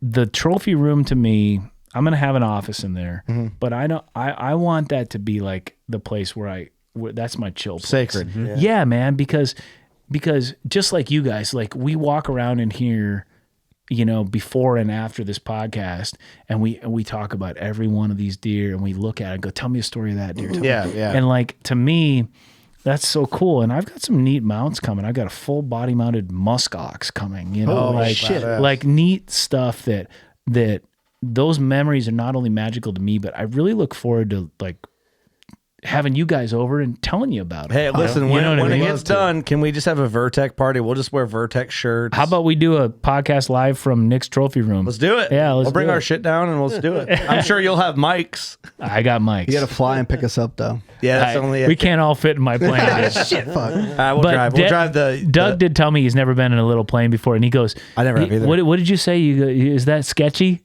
Yeah, like, it looks sketchy. I'm like, I'm not going to fly around something that's sketchy. yeah, all the time. He's like, I could have given you a ride. I was like, to where? To where? Just around. Dude, after flying in one, I think I'd rather be in a small plane than a big jet. Yeah. Like, I don't know. What's like it crazy more. is I was asking him, I was like, yeah, I'm with you. What do you do like when you start to go fly somewhere? He's like, oh, I just go. Yeah. Just end up. That's so a great. awesome. God bless America. Literally, it's me getting in my plane is no different than you getting in your car. You have to have a different kind of license, obviously, but like this is one of the only places in the world where not only can you just get in an airplane anytime you want, just fly around, but almost every little town in America has an airport. Right. You know, it's pretty cool. Yeah. Yeah. That is badass. Cool. I'll tell you, there's two guys that have flown into us, you and Drone Deer Recovery, but somebody one-upped you guys. What's that?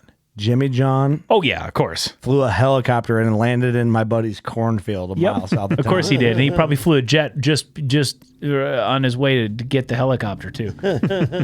Yes. He's a baller. And he was awesome. Yeah. He came in, he flew in, landed in the field, came in like, man, I'm glad we set this up. Can we do a good show in this much time? I'm like, yep. He goes, oh, my guys are going to get fuel. Did it. And he goes, all right, we got to do this again. We'll get you, Kid Brock. All right, man. And then flew off. Yeah.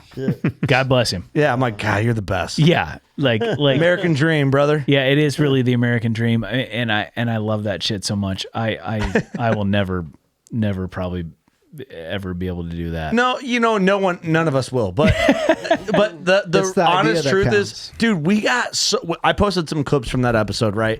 And there's people throwing shade on Jimmy John, and he is the epitome of the American dream. Yeah. Yeah. The dude started making sandwiches An hour away from here, became a billionaire. Yep. You can't hate him. Yeah. And he's doing all the shit we would do if we were billion. He's worth like $4 billion. No, he's definitely, Doug and I were talking about him a little bit. Doug and I were talking about a little bit about some of his deer hunting exploits on the way here. It's like that guy, man, if I had that kind of money, I'd be doing, I'd be doing shit like this right here though. I'd be having like falcons and stuff. I wouldn't be, I'd be like hunting shit with falcons and golden eagles and stuff like that. You know what I would be doing? I'd be doing everything you're doing, but I'd be paying for all my homies to go with me. Yeah, man. That'd be, it's funny you say that. Somebody asked me the other day, they're like, if you could change anything about what you do, what would you do? I said, the first thing, I'd just bring my wife with me more. That, and the second thing is on some of these hunts that she doesn't want to go on, like, I just wish I had a couple more buddies with me. Yeah. And that is one thing that I've been really, really fortunate about in the last couple of years of doing this is I've met a few people that are in a position in their lives where they have the time and sometimes they have the money that they can tag along. Yeah. They're paying their own way. They're doing their own thing. Mm-hmm. That's been really, really fun because it really is. Things like this are so much more special when you can share them with people. Yeah. And that's why the Great American Deer Camp is really, truly like the greatest of all. The only thing that rivals a good deer camp or a good duck camp, in my opinion, is a good safari camp.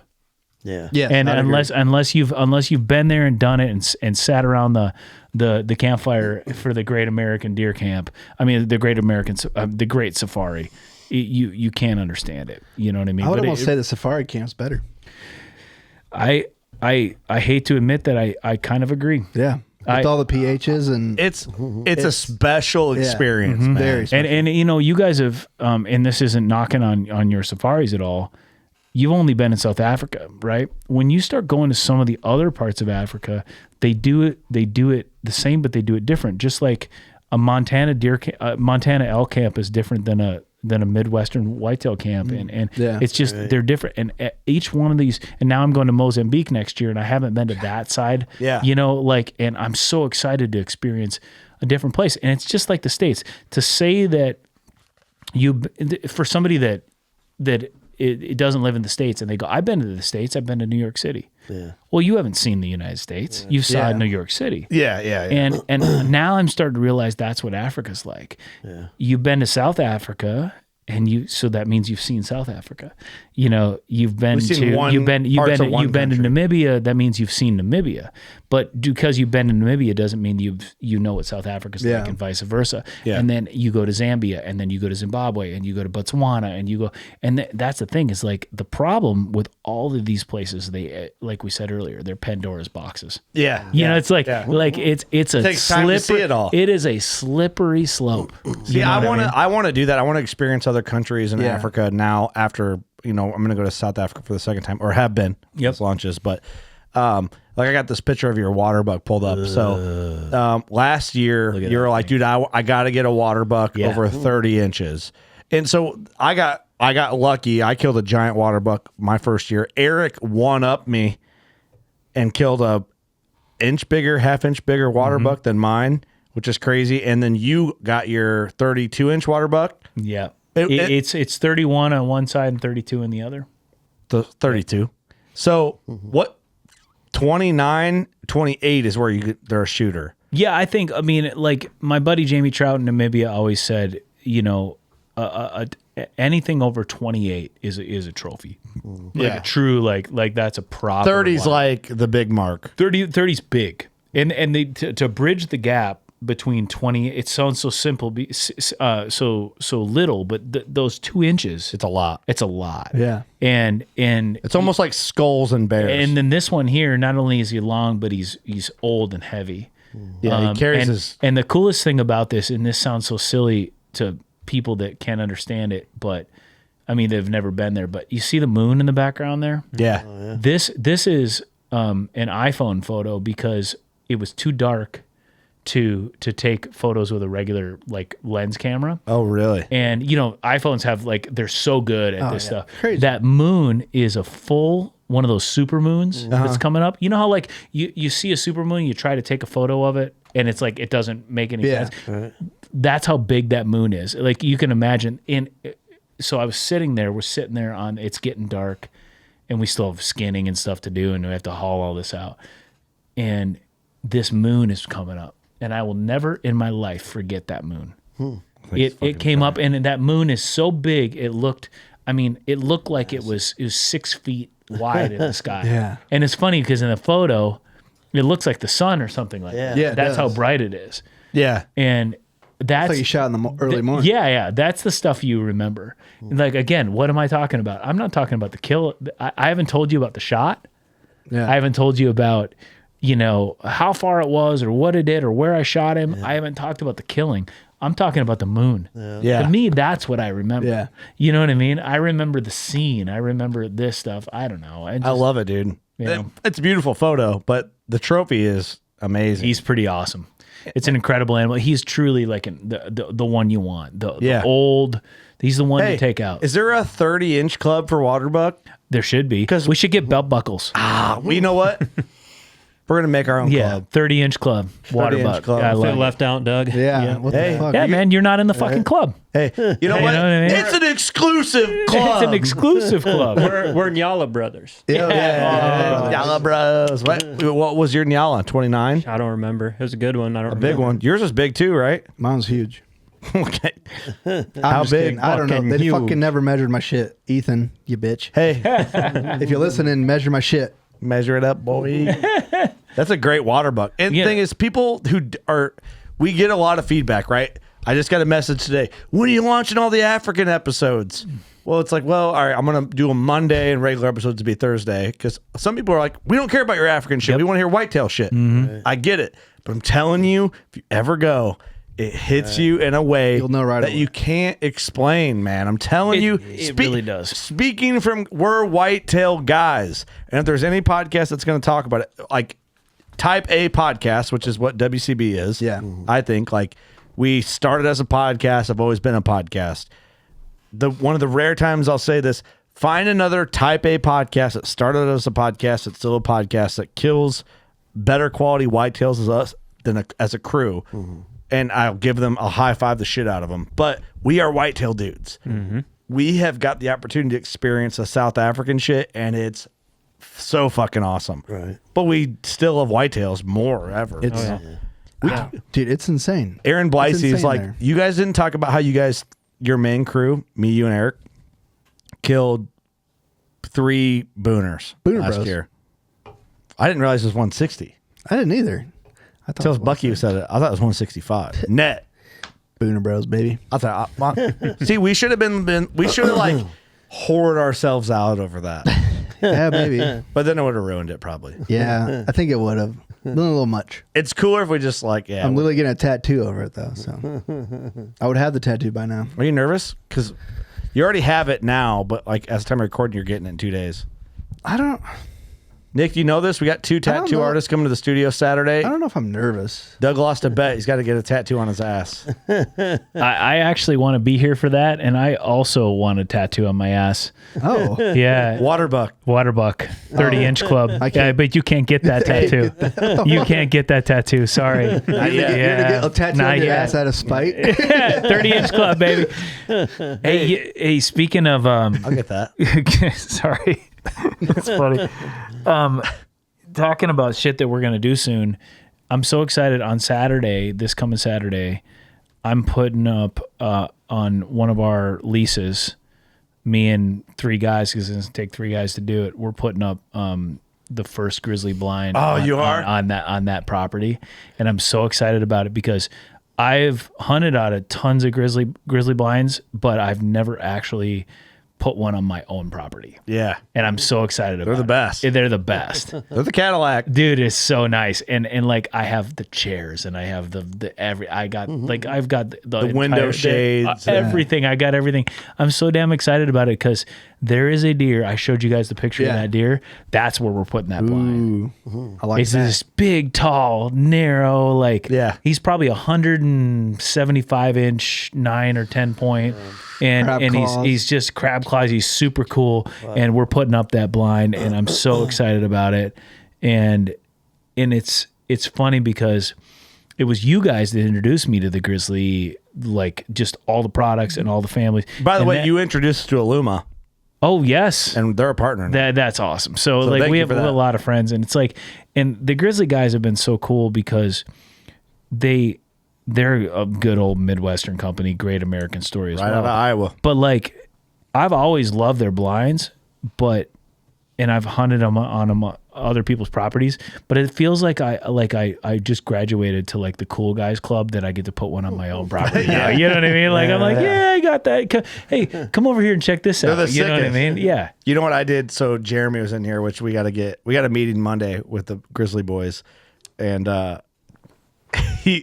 we fucking told him we were gonna put the blinds on top of a gravity wagon, and he like What? Just put it on top of a fucking hay wagon. It's so much easier. It just makes much more sense. So I'm like, oh, I'm putting one on top of a gravity wagon. So yeah, why not? I put one on. So the name was Mater. It was like this rusty wagon, like off of a cars.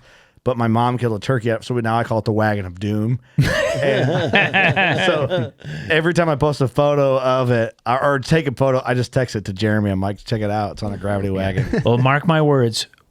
Me, my brother-in-law, or my buddy Craig, we're going to kill a monster out of that thing. We're putting it up on Saturday, and one of us is going to kill a monster out of that thing this year, and I'm so excited. But my favorite grizzly thing, of the blinds, everything aside, all the coolers, of course, they're everybody's talking about how awesome the big ones are. They're doing the ice baths on it. Yeah. The Drifter 12, the 12-pack, little soft-sided 12-pack thing is my favorite. Daily, I load that thing up every morning with seltzer waters and sodas and stuff, and I take that thing. It's part of my morning ritual is taking all the ice out of our fridge and putting it in there and pissing my wife off every single morning. I take all the ice. She's like, "Why'd you take all the ice again?" Yeah. So that's part of my deal in my trophy room is I have to put an ice maker in there. Yeah, because I take it's great stuff. The nice I need to get this is badass. Yeah, so this is the Wagon of Doom. Yeah. That's my mom's first bird ever. So we shot it out. That's of that awesome. Like I have the wheels chalked so I don't roll downhill. But it's just this rusty old bitch that we put a grizzly blind on. I call that's wheels bricked, not wheels chopped. Yeah, Chalked, I mean. Yeah. It's the Wagon of Doom. You know, my mom never killed a bird, nor I don't know if she really even wanted to. But I talked her into it. You know, that's great. She did it. We had fun. But that's awesome. You know, I jumped off that gravity wagon. She shot it. You need to put a grizzly on an Illuma. Dude, and I move just it around. can't. Come on. That's so gangster. And I thought about it, but it's like it's such a waste of an Illuma. Not that you're right. Too nice. I hear you. It's too nice. It's too nice. I got to pull my Ranger around with the Illuma, but yeah. But that's my mom's bird. I love that. Shot out. That's so great. But anyway, that's old Rusty. That's great. That's perfect. How the hell did you get it up there? So Austin helped me do that. I got a little 35A case, and what I did is.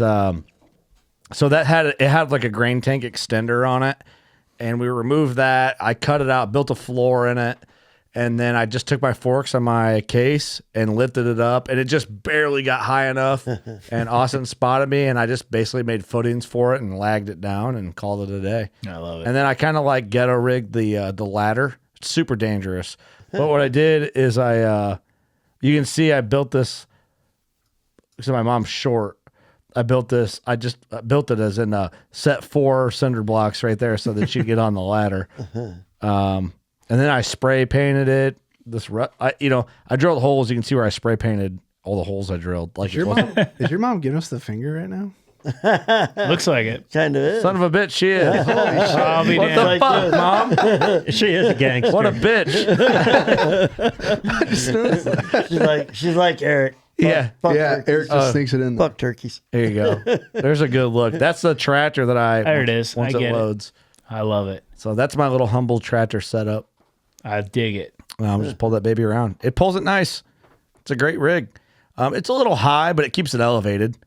I can feel the deer going, oh, here it comes. Yeah. Old Rusty. Everybody get out of the way. Wagon of Doom. But what I like about that blind up there is I think because it's elevated and it looks like farm equipment, the deer don't really care about it. They're so used to it's just been sitting out there 24/7. Do you remember those old the hay bale blinds? Like it was like a cage, but then it came with like this hay wrapping that made it look like a round bale, and you put it amongst the round bales. Yeah. The Kiskies used to shoot a bunch of stuff out of those. Things. Yeah. And I remember watching those videos when the DVDs when I was a kid, and that this is better.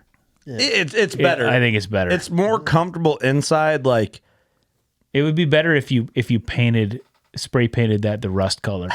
Yeah. I should have put a brown one on there Because I have my other grizzly's brown. I think you guys should have a spray painting session where you spray paint that thing rusty color. I can't paint that thing. So Come on, you got no balls. I can't. You know what, dude? They would kill me. No, I think they think it was cool. Do you think? Yeah. You don't think they would just absolutely kill me on that? No, it's yours. It belongs to you. You do whatever you want. Here's custom color. That's Antique it like it's a rat rod. Antique it. I'm trying to find. It might be it's in here. I was going to show you my other blind setup. All right, so I have a question for you guys. What is, speaking of like, you're like, that's dumb. I can't do that. Tell me about the dumbest setup you ever did. For a deer? Yeah. So like the thing that you thought was like you spend a bunch of time, spend a bunch of money or whatever, and then you're like, it just literally was a complete bomb. When I first you knew exactly. When I first started bow hunting, I was thinking outside the box. When I first started bow hunting, I'm like, man, I don't have any money, but I think this would work. So I took T-posts, drove 4 T-posts in, dug the hole in. You had somebody on the podcast that dug holes their dad did, and they get in the hole and hunt. So I dug a hole like 2 or 3 foot down, cut little holes onto this chicken wire that I put around these T-posts. So I was like kind of recessed in the ground, but I could stand up and draw my bow and shoot out of it. Unfortunately, I never killed anything out of it. It took a lot of time. That's like a terrible idea. Yeah, it was. Real quick, here's my other grizzly setup. So this right here is now all food plot. And then I have this, but awesome. I have this as like a clover run. Mm-hmm. And then there's the grizzly blind. So, but this time I have a tunnel. So I come up here, park my e-bike. Oh, you can sneak right in and I walk up the tunnel to the blind, and I have this is all borderline. Do you ever do the thing on the front of it where you put like meshing or anything on the front so you can climb up and people can't? I mean, no, I haven't done that, but I have borderline, big time borderline right here. Yeah. So when I climb up the ladder, you can't see. So I have it cut out here. I see it. So I walk up this, cut in, get in there, and then you can't see me through here. All right. Now, if there's a deer right here, so that is not a dumb setup. Now, tell me about your dumbest, the dumbest thing, the biggest waste of time that you ever did. It almost wasn't a waste of time. This is my claim to fame. So I got this giant. It could have been my claim to fame. Could have been. And the deer is in this building because I found him dead. So it's a heartbreak story. This buck is a mega. Remember the big buck with the split two? Mm-hmm. I'm confiding in Austin to help me develop a game plan. This deer is showing up out of nowhere and into an open field with no trees to set up in. So I call a buddy, Gino. Yeah. And I go, Gino, you got one of them fucking ghost blinds, right? One of the mirror blinds. Yeah. Oh, jeez. I'm like, I need to borrow it. It's now or never. I'm going for it. This is October 8th. Early. There's never in a million years has one of those mirror blinds seemed like a good idea to me. Until now. So, hear me out. I called Gino. Gino's and I'm sorry if you invented that or whatever. I'm sorry for insulting you. No, they deserve it. So I called Gino. So I'll run it out to you. And he has Gino's got the full kit, right? So I have these extenders, and I'm like, all right. So I strap this thing on the back rack of this Rogue Ridge e-bike. And I'm like, all right, cool. I'm going to ride it in. And I'm riding in the whole time. That thing's just slapping every bump I hit, So I get in there, get close. I park it in a fucking bush. I untie this. I get into a bush. So the bush is behind me. And I put this ghost blind in front of me. And I'm like, all right, let's see if this buck comes out. Here he comes. Up the draw. He's out in the field. Gets out in the field. He's 60, 70 yards. Past me to my left, out in the field. And I can hear him snort wheezing at other deer on October 8th. Cool. Bumping deer around. So I'm in this, like a douchebag, hiding behind this, Hobby Lobby mirror. And I'm doing that whole thing. And he looks and puts his head down. And I have the wind's going west. So I'm like, this is great, kind of northwest. He's going to come down and then cut downwind. There's my shot. That's why I was kind of set up the way I was. He goes back to being a bully, and I go, and he looks, head down, come to me. I'm like, here he goes, baby. I'm in this fucking ghost blind, and this deer comes down. I'm like, it's literally mirrors from a roller skating rink. 100%. Yeah, that's what it is. And I'm sitting in a turkey blind chair, or a strip club. Yeah, preferably a strip club. So I'm in a turkey blind chair, basically. and this buck comes down. I'm like, well, he's not downwind of me. If he cuts to my left, he's going to stay upwind the whole time. So what he's going to do, he's going to get close and he's going to cut in front of me and go around and go in the grass and get downwind of me. So I'm sitting here. I got my release hooked on the D-loop, and he comes in. I have a bush to my left to protect me for cover, but that's the upwind side. So he's not going to go the upwind side. Well, what does he do? He goes the upwind side the entire time, 12 yards from me. I can't shoot him because the goddamn bush. And he gets behind me and stands behind me, and he's looking, and I'm just like tucked in my chair, not moving, and I have the bush in front of me, and he's looking, and he stands there for 25 minutes, and darkness just fades on us. And he never smelled me, and I could just hear him. He got weird and just kind of bounded off, and I heard him stop and then walk off through the grass, and it never worked. And I had so many missed opportunities. I had him underneath me in the dark. I had him at 30 yards in the saddle, could never get a shot off. A whole lot of stories. I find him dead during shed season. I don't know why. Last picture I had of him was November 12th, but he's a 175-inch mainframe 8 with a split 2. Ugh. Mega. He's right above the studio door. That's what you get for using strip club equipment. Yeah. I thought I was going to, Candy, come on down. Smack one, and it didn't happen. Not a bad idea, though. So there's my shitty, crazy setup that almost worked. You got one? I do. That story was way too long. Thinking, I don't think I got anything crazy that I've done. I chased a deer across the irrigation. What do they call those? In between two fields where the shitty farmer water runs off. Waterway? What do they call them? I'm not sure what you're talking about. A big ditch, just basically. a big ditch Oh, that's full of shit. Yeah, like a drainage ditch. Yeah, and got stuck and literally thought I was not going to get out. Chasing a deer it was gun hunting, and somebody was pushing across the other way, and I seen the deer coming, and I'm like, oh, here comes the deer. I'm going to just go across, and it was the stinkingest, muckiest shit you ever. And I literally got stuck up to my waist in it, and I'm calling for my friend, Jared, come get me, Jared. I'm fucking stuck. I'm going to die. It was like quicksand shit, you know what I mean? Like, you think you're going to fucking die? I literally could not. They made me ride in the back of the truck on the way back to the farm. Oh, because that stuff smells like a musk. It's a muskeg smell. Yeah, it's horrible. But other than that, I can't. I've been sitting here thinking.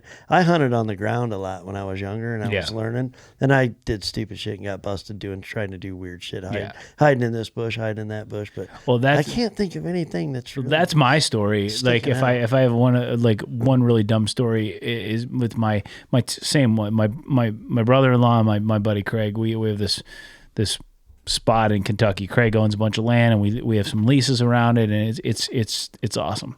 So that's kind of our home farm, right? And we used to hunt out of this cabin that he had built there, this log cabin, and it had no running power, no running water, and we loved it. It was awesome. Yeah. And one day I decided I just wanted to go on doe patrol. And I want to do something different. So I put on one of these ghillie suits that I got at Cabela's. and I was like, I know, yeah, exactly. I was just, full on ghillie suit with the hood and everything. Yeah. And I got my bow, and I'm like, I know where the deer are there, and I basically set myself up in this bush, overlooking a little tiny food plot where you could shoot the whole thing, like 40 yards over the whole thing. So I'm in.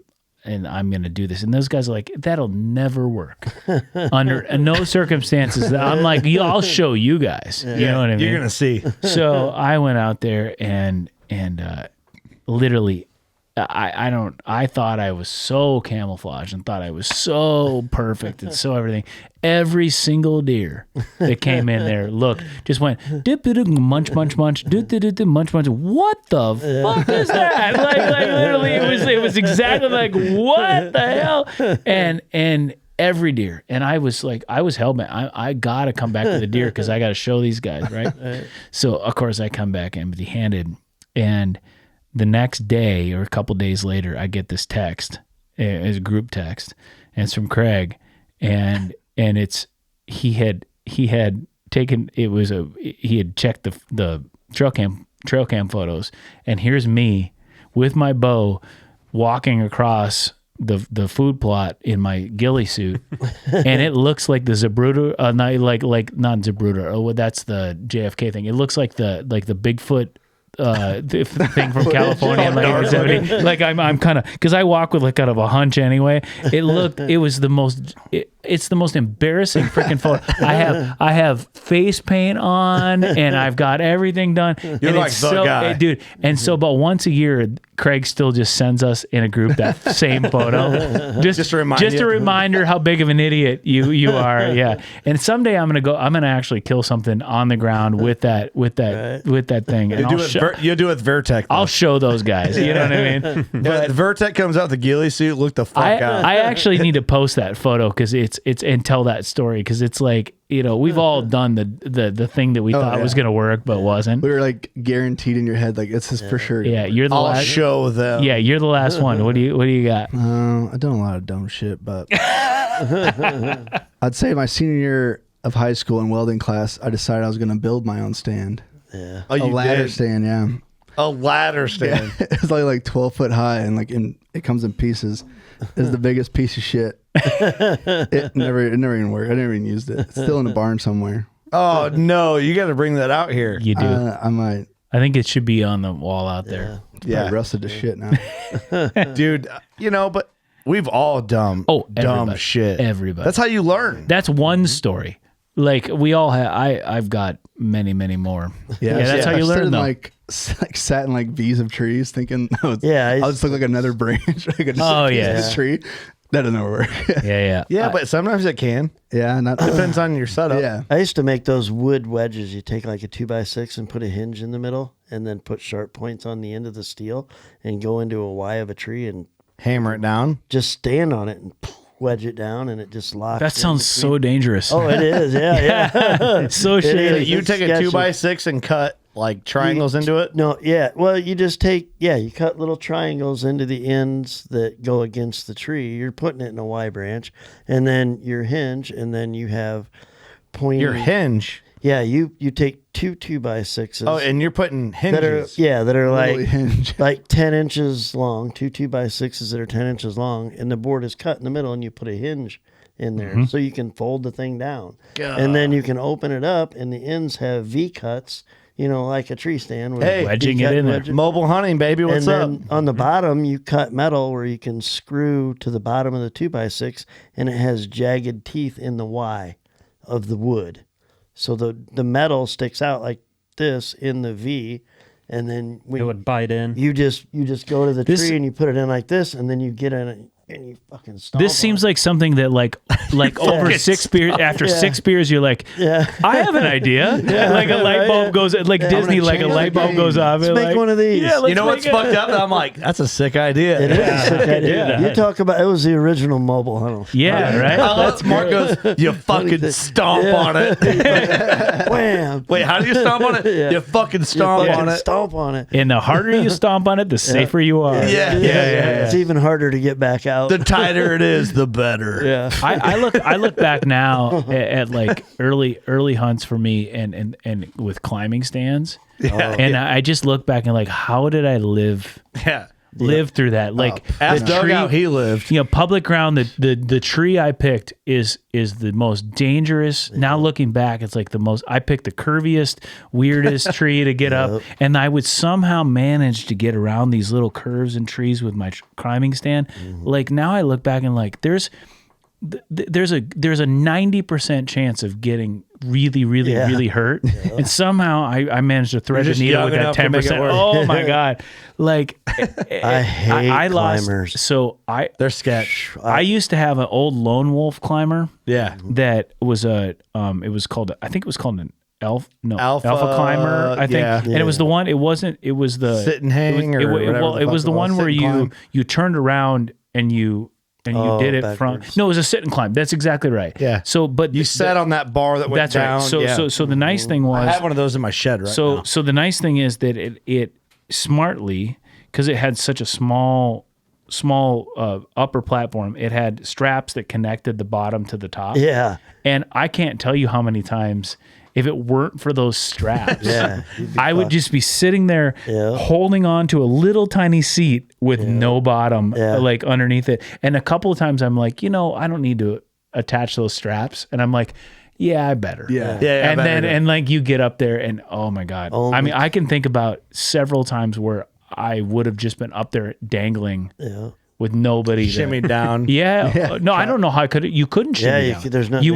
were literally, do. you would have been like perched like this on the seat with the bottom just gone. Bottom's at the ground. Yep. That's exactly right. So does anyone have a climber nowadays? I don't. And I still use a climber, that same climber, actually. I still use it every once in a while. Very rarely, but I use it every once in a while. The only time deer hunting in a tree stand that I've almost died is twice, and in both times it was in a climber. No, climbers are they're sketch, but All I hear is bad things. Yeah. Yeah. The one thing that happened to me is when I would stand up, like if your thighs bump the top part, and it'll fall down towards your legs, and it would hit me in the thighs and almost knock me backwards off balance. Yeah. And I'm like, I wasn't using the harness back then.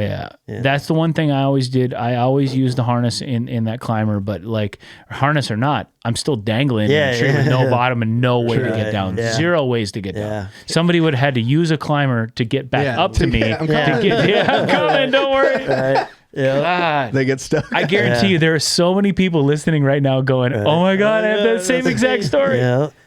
Yeah. When we first started hunting, we'd make 16-foot 2x4 plywood stands, and ladder stands, and stand them up and just strap them around with chains and eye bolts, and that's how we first started. My whole thing is, man, like with what there is and hang-ons now and climbing sticks, just you can fucking do that. It's better. Yeah. Absolutely. You're secured the whole time. Climb up, climb down. There's no doubt, you know? and it's just so easy, and it's not. Yeah, granted, you might get up there 5 minutes faster with a climber, But you can't get in every tree with a climber. You know, like that's it. Yeah, and you can walk in with these lightweight sticks and these. I mean, it's so easy now. And where are you going to find a tree you can get 15 feet in the air with no branches? That's right.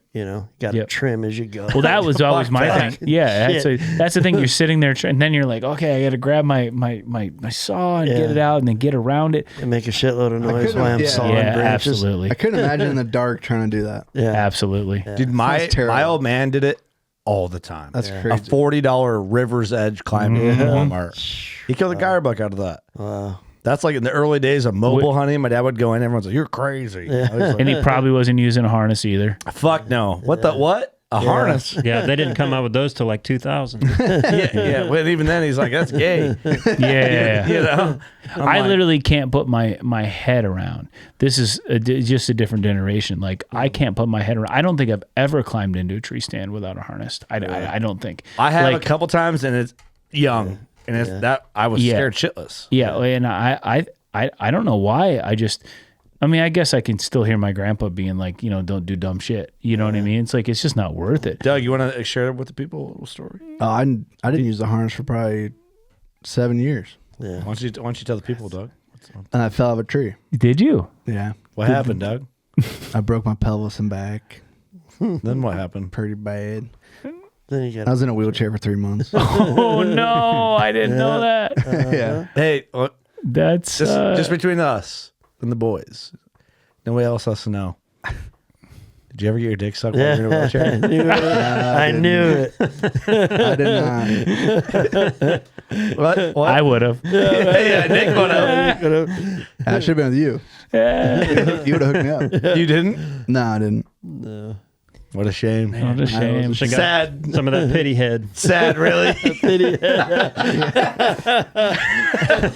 Doug's like, I didn't know I Doug had can't a feel my pity. legs. Man, we kept it. We said some Thought he had swear words, labs. but we kept it fairly classy for how long? We're about 2 hours in. Yeah, about 2 hours we kept it Hey, classy, and listen, now it degraded. We could only hold off for so long. Yeah. Yeah. It was time. That's a fair question, though, right? From the boys. And no one a else. great question, Just the boys know about that question. I mean, that might be a great place to go out on. Is like That's just a good question. Just the visual. That's a good question, though, right? Yeah. What? That's, the question. Oh, it's a good question. I think it's a good question. It's a great question.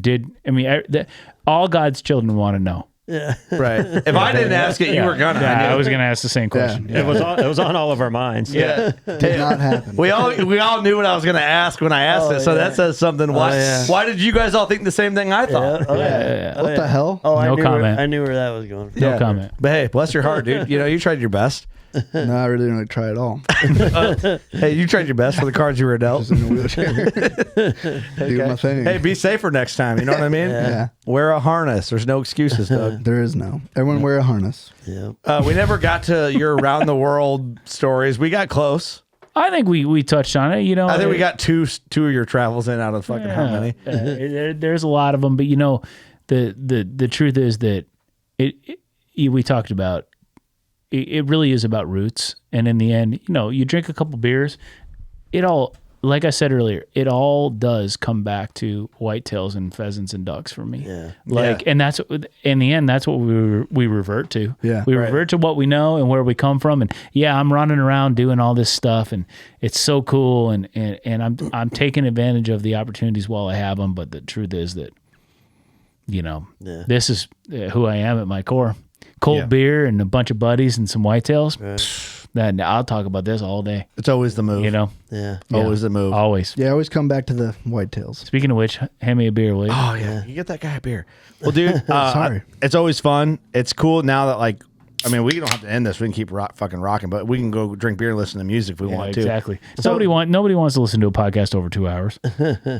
You'd think that.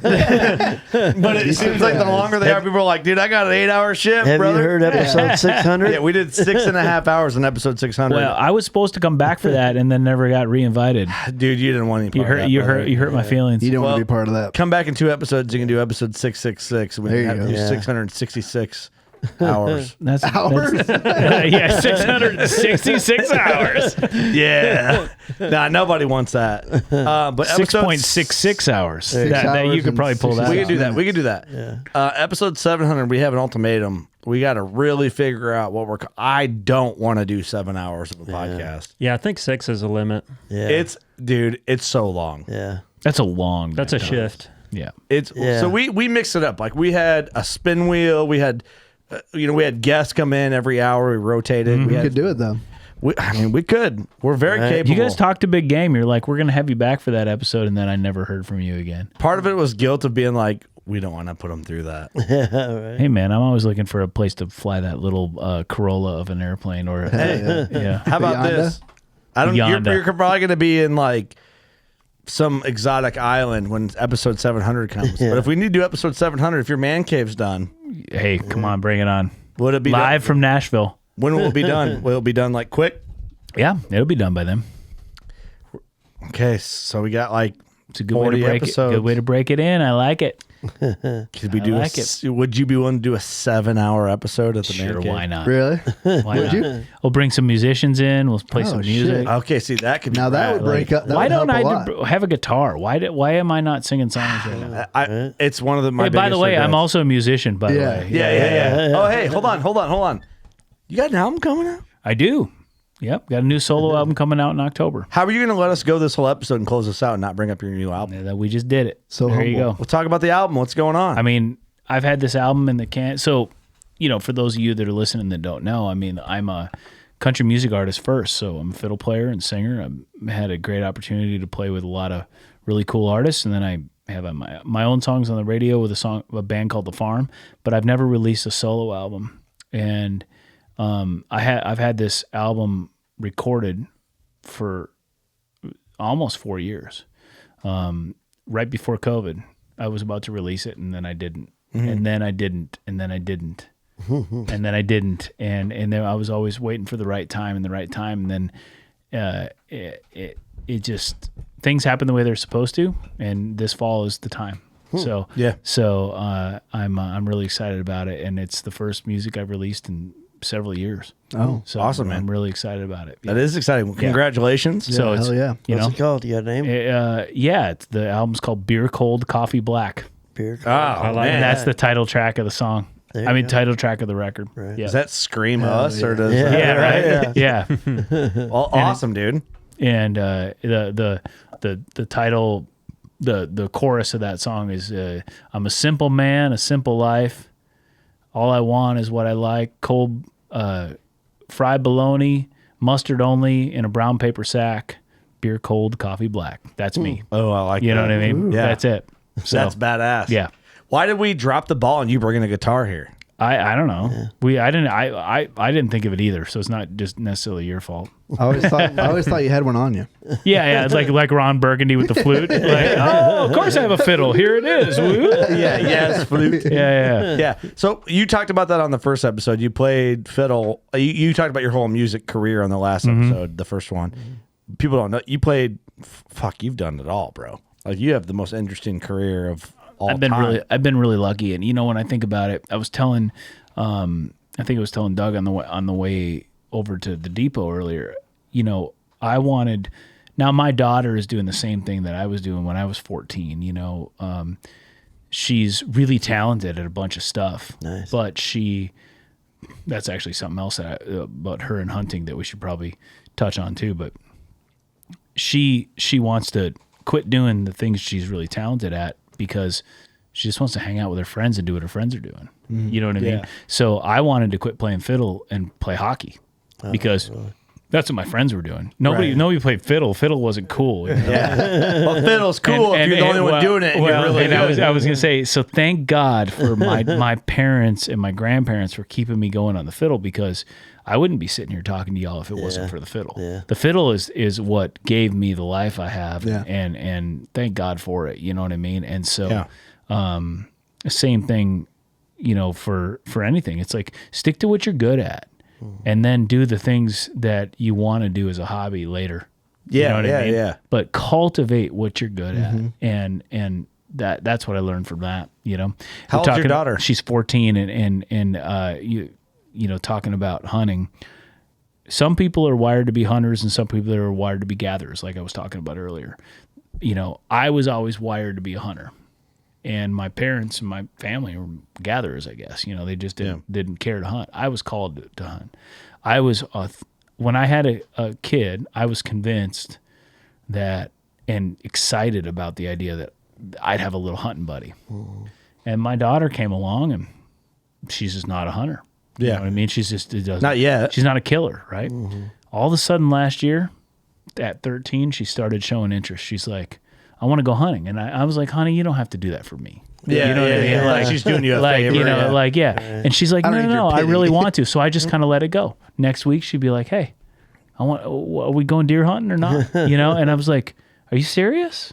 And then next week, she'd ask me again. So sure as shit, muzzleloader season came in Kentucky, and I took her out hunting. She got a little buck. That's awesome. I just the whole time kept expecting that she would just not like it. Like, she'd get up there next to that dead animal and be like, no, it's the opposite. It started a fire. That's cool. So when we went to Africa, I took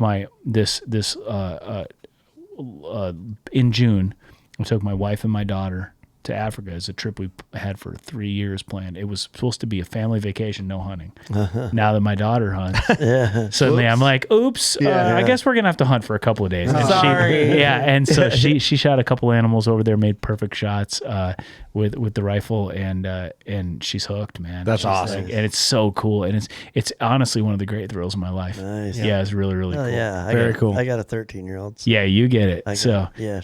So I got a question I want to ask you, Jen. So both of you guys too, a little bit. So my daughter is 5. My son turns 3 at the end of July. My daughter is like a performer, has a little acoustic guitar, and does her like jam out to like Zach Bryan. Yeah. And I have a video of her. She wants to let me play for you guys. What is too young to get them into like a guitar lesson? There is no too young. So at 5, I could be like, let's get you in a guitar lesson. So I started playing fiddle when I was like 4 or 5. My wife, who is a better fiddle player than I am, started when she was 4 or 5. The Suzuki method for violin is predicated. The entire thing is all based around starting as young as possible and starting like habits versus like actually learning to read notes. You don't learn to read notes first. You just do it by ear. Know it by it. Yeah. Yeah. So I think there's no time to get them get them started too young on musical instruments. And I think the same thing goes with hunting. I just don't think I don't know if I necessarily would have taken my kids out and let them kill something at 6 or 7 years old. A lot of people do that. Yeah. I don't think that's what I would have done. Maybe it's because it wasn't the way I was raised too. You know what I mean? Yeah. But there's a line with killing something that's arguably too young to. They have to realize what I think that. But you can start building good habits. So sure. I started my daughter. She was shooting a BB gun at 4 or 5 years old. Yeah. You know, I started teaching her gun safety. That girl can shoot a rifle. Yeah. Holy moly. Yeah. You know what I mean? It's because the fundamentals were laid early. It's just concrete in her brain. Exactly. And when you're at that age, that 3, 4, 5 years of age, the things you learn there, you will never forget. The law of primacy, right? Yeah. So if you teach them right, early with the fundamentals, the rest of it can come later. But the fundamentals, so I genuinely believe that, like, you know, it's the same thing with tracking and just getting out in the woods and being aware of, do you see the acorns? Do you see the grass growing? Do you see this animal? Do you see, like, I started with my daughter. I think one of the reasons she hunts now is because I swear, we're driving down the road. Do you see the deer? Yeah. Look at that buck. Let's stop and look at that buck. I think now that stuff's coming to fruition. Yeah. You know, I didn't realize it at the time because that's just who I am. But now I think that laid a foundation for her that kind of instilled some of that hunting in her without her even knowing it. We went out and found... That's a real thing. We went out and found mushrooms. We'd hunt morels and chanterelles every single fall. Every year, no matter what. And now I realize that I think that is hunting. You know what I mean? We're out in the woods. We're out. Right. She loves woodsmanship, woodsman, all that stuff. Every time we were riding horses through the woods, because she's always ridden, we're looking for tracks. Do you see that track? What is that? That's a raccoon, Daddy. Yeah. Oh, you're right. You're right. That's awesome. I'm like, yes, because I never figured I'd get to hunt with her, so I figured might as well find tracks. Yeah. You know, teach her something. And now I'm realizing that if you for the people out there listening, if you think you got a daughter or even a son that maybe isn't going to hunt, doesn't mean you shouldn't take them to the woods. Right. Yeah. You know what I mean? Yeah. Like, just because they might not be killers doesn't mean they're not going to appreciate nature and appreciate the stuff that you're seeing. Teach them about oak leaves. Teach them the different kinds of trees. Teach them all that stuff. And eventually they might end up like my daughter, who I would have bet big money that she'd never be a hunter. Yeah. And now, not only is she a hunter, but now it's going to cost me a shitload of money because she's like, so when are we going hunting? Where are we going? You know, I asked her the other day. I go, what do you? If you could hunt anything now, what would you hunt? She goes, well, I want a big buck. You know what I mean? And a kudu. Yeah. You know what I mean? I'm like, son of a bitch, like, just open that checkbook. You know what I mean? Like, so yeah, Daddy's gonna pay for it. Exactly, and you will. And you will. Yeah, you're damn right. It's I just asked that. My daughter has a big interest in music. We've always played music around her. I'm big in music. I used to play drums. I wish I would have continued to do it. Yeah. But you were probably a terrible drummer. Yeah, I was for sure. I was. Yeah, it was bad. But it doesn't matter. The fact is, if you love it, you love it. Yeah, you know my daughter so wants music, and I'm like, man, you're 5. Is it too young? Is nope. It not? No. Dude, what you do too is you get them a guitar. Yeah, she's got a little acoustic guitar. Yeah. It's like a legit little guitar. And then go on YouTube and teach them to play a chord. Take them for a lesson, or you know, it might take a couple instruments for them to figure out what instrument they want to play too. Yeah. No, man, whoever didn't benefit from encouragement of any kind. Yeah, that's a good point. You know, no matter how young, like no matter and no matter what it is, peer pressure. If you're just basically telling them you could do this if you want, there's lessons in that. Yeah, like you're not telling them, hey, you may or may not be good at this, and if you suck at it, you're done. You're just saying, hey, this guitar here, you can play this if you want. Yeah. I'm trying to tell her, so she'll pick it up and like strum on it, and I'm like, hey, if you want to do lessons, we can do this. Right. We can learn. Yep. So, and it's just a guitar you get in a box at whatever store, but it's like a little legit little guitar. I don't know what it means for little kids, like if there's like a version they could learn on. But I'm like to the point, I'm like 5 to 7 right now. We need to be thinking about if you want to do it, because I always thought my dad wanted me to play guitar, got a guitar, and I ended up like more gravitating towards drums, or whatever. But like to me, I'm like, fuck, if you can play guitar and sing, that's always a rad talent, no matter like what your real job is. Right. I think it's a cool thing to go back on. I think really anything, any talent is what you're teaching is that if you want to do this, it's going to take some discipline, right? But you're also telling them there's nothing you can't do. Right. So like, you know, hey, this guitar, you can play it if you want. If they decide that they try it and they don't really like it, just introduce them to something else. Yeah. Introduce it. And every time you're like, this thing is something you can do if you want. And if they choose not to, that's fine. Yeah, that's fine. You know but what you I tried, mean? you know. But you tried, but you're also teaching them something. You're teaching them every one of these things takes work, and eventually they're going to pick something they want to do. Yeah. And that's what happened with my daughter. She picked horses, and she's picked volleyball. And man, every one of those things, she's worked her butt off. Yeah. Right. But it took us a little while. Unfortunately, my daughter, unfortunately for me, selfishly, she didn't want to play any music. We tried her on several different instruments, and music wasn't for her. That's fine. But since I'm a musician and a hunter, I was like, kind of like, I wish you'd play music and hunt. You know, like we could do a lot of shit together. Yeah. It's imagine all the activities we could do. You know. Yeah. But you know, it's an added bonus now that she hunts. That's what I was. I'll tell you what, my daughter loves music, and our great joy, she doesn't play music, but we sure love listening to music together. Yeah, that's what I was wondering earlier. Fiddle player is pretty rare. I mean, I don't know any a different one, but how do you end up marrying another fiddle player? Oh, that's a just you meet in a total- band? No, well, kind of, yeah, Or kind of the cult, the fiddle player cult. Yeah, no, we're both ironically fiddle players from Minnesota. Oh, really? And that was the great connection, right? So we had another friend of ours that was also from Minnesota, who is in the music industry and knew us both independently. And when I got divorced and I was single, and she said, "Hey, you guys need to know each other." Oh, yeah. And it wasn't even looking back, I think she was setting us up. So that's why I put the thing about divorced and single. But I think she was literally just like, you guys need to know each other because you're both at least know about each each other. other. You're both fucking unicorns. You're both fiddle players from Minnesota. You know what I mean? So and so that's how it happened. And we didn't hit it off right off the bat. Like it was like, oh, nice to know you. I mean, I thought she was hot. You know what I mean? But like it didn't really happen there, and it wasn't until her band opened for my band in Florida one day. Yeah, of course her band opened for your band. About a year That's later. right. And I'll never forget, man, she came walking in the we were sound checking, and she came walking in and with her band, and I just was like, whoa. I knew that chick was sexy, but damn, you know what I mean? And then I watched her play that night, and we hung out that whole day, and man, we've been pretty much inseparable ever since. So yeah, it's funny, you know, there's actually ironically a bunch of fiddle players from Minnesota that are in Nashville. And what that stems from is the traditionally Whiteness? Yeah, kind of. That's where I'm going with this. The fiddle music. Everybody thinks about it being from the South, right? But really, it's traditionally English, Scottish, Irish, and Scandinavian. And Germans too, all have fiddle in one way or another in their traditional music. So that's literally the Midwest is built up from all those people, right? Yeah. So it's no surprise that the music of our area in the Midwest is full of fiddle, and there's a bunch of fiddle players.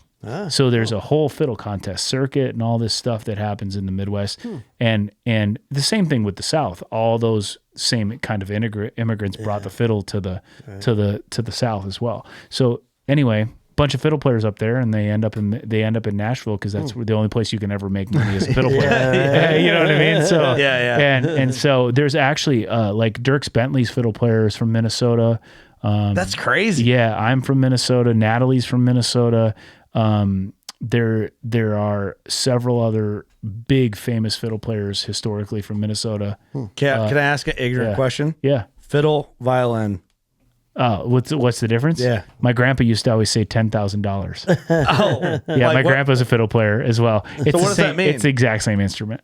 Oh, It's just like violins. It's like when you play violin, you just have your pinky up. Yeah. So yeah, it's the same instrument. Good to know. Yeah. Fiddle's down home. Fiddle's down home, baby. Yeah. Absolutely. All right, fiddle's cooler.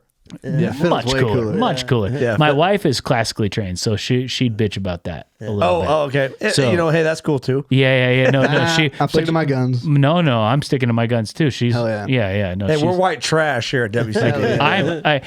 it was actually one of the first arguments we ever got in. I said, "You're not a fiddle player. You're a violin player." She's like, "Fuck you." You know what I mean? Like, Well, you just said fuck. yeah, Fiddle player. Exactly. Yeah. Yeah. You're not as cool as you think you are. Turns out that's funny. That's Yep. funny. Hey, we all got a little fiddle in our bones. Yeah, I think you're so. damn right. That's awesome. I think it's cool, man. It encourages me to get my dog. Like I thought, like 5 years too young. We'll wait a few years, but makes me motivated. I don't think there's any shit. I talk like I'm some expert on parenting. Fuck, I don't know what I'm doing. I do not know what I'm successful. doing. I don't know what I'm doing when it comes to parenting. I can Dude, tell you no that. one does. There's no rule book. But I will. We're all winging it. I will say I genuinely feel like there is no time too early to introduce somebody to something. It's just how you do it. Right. You know what I mean? Because you can just as easily burn somebody out on something and make them never want to do it. True. Yeah. And I've heard that about, I can't tell you how many times I've been in a meet and greet over the years and somebody's come to me and said, "Man, yeah, I used to play the fiddle or I used to play the violin, but then, the teacher I had made me not want to do it anymore. Or my parents pushed me too hard and I quit. And I wish I hadn't quit because I wish I hadn't let that person, talk me into quitting." Right. Man, I'm telling you, that story is told over and over again. So if you want your kids to do something, introduce them to them, get them to love it, but don't push them too hard. Yeah. Because, we all have, everybody's got a story like that, right? Yeah. Very sure. Oh, my daughter, she picked up the flute in 6th grade, learned it so quick, can play music without even looking at the book, remembers it all. It blew my mind. I'm like, "Oh, you're going to teach me how to read music." She lost me in a week. I'm like, "Yeah, go ahead. You just learn. I'm done. I'm not learning that." Yep. And then she got amazing at it. She's great at it, but she's quitting this year. I'm just tired of it. I'm going to do something else. Then she quit soccer, but now she's a pole vaulter and a high jumper. And she's playing volleyball. My daughter's going through the same thing. I think that what they're doing is That's probably normal. Those kids, I think they're chasing where their friend group is. Yeah, right. You know what I mean? True. And that's the one thing that I will give my parents credit for. They recognized that I was really good at the fiddle, and they kept me going. Yeah. And they did, without boring with a bunch of stories, they did some certain things that now I realize were a little bit subversive at times to keep me going. Yeah. But it's because they saw the big picture. For sure. Yeah. And, but that's at 13, 14 years old. I think the big question is how early is too early? Again, I don't think there's ever too early. I started at 4 or 5. They gave me this little tiny fiddle. They gave me some lessons. I liked it. But they didn't push too hard. Yeah, that's they made it. They made it fun. Got to keep it fun. You got to keep it fun. I see like guitar, singer, writer, songwriter in my daughter. That's how I'm like, I've been thinking about it. That's why we got her that little guitar and got her all that stuff. Because, dude, since she was in the womb, we've just been jamming Tyler Childers to her. Like that's like her comfort zone. And then it's like Zach Bryan. It's like, oh, now Dad, play Sam Barber, play this, play this. Well, and I'm like, fuck, Sam Barber? Like, I think that's, I didn't know that. I think that's the key to, I used to teach fiddle when I was in high school too, right? The key to getting any kid because there's such a huge learning curve for an instrument, like it's not fun at first because you can't do it. Yeah. You know what I mean? annoying. So the true key is getting them to learn to play something that they want to play. yeah. Don't teach them to play Mary Had a Little Lamb. Yeah. Teach them to play something that they want. Right. And like you said, get her to sing Sam Barber. Yeah. Right? Because it's what you guys do and what she loves. Like, don't make them sing some bullshit they don't want to sing. Yeah, because it's in the line of fundamentals. And it goes right back to that same thing. Like, fuck, I'm guilty of this. I did it with my daughter. You gonna take somebody deer hunting? Don't make them sit in a blind quiet for 12 hours straight. Right. Because they'll never want to do it again. Snacks, baby. Bring those snacks. And also don't do it, if they're cold, if they tell you they're cold, just go home. Yeah. You know what I mean? You know what I'm going to do? This might be against the grain. iPhone, watch a little bit of YouTube on low volume. We're going to sit here for 4 hours. For 1 hour. Yeah. I just need your attention for an hour. Yeah. The last hour of daylight. Yep. I let my daughter take a nap in the blind. She laid down. She laid down on the in the bottom of the grizzly blind. Tube of Pringles. Yeah, and she took a nap. Yep. And it was, and I sat there and watched for deer. And at first I was like, that's not the way it should be. You know what? That's okay. That's okay. That's a good memory. She'll eventually be so into it. Just she still went hunting with Dad. Yeah, but also she'll be so into it that she's going to be the one by herself doing it. You know what I did last year?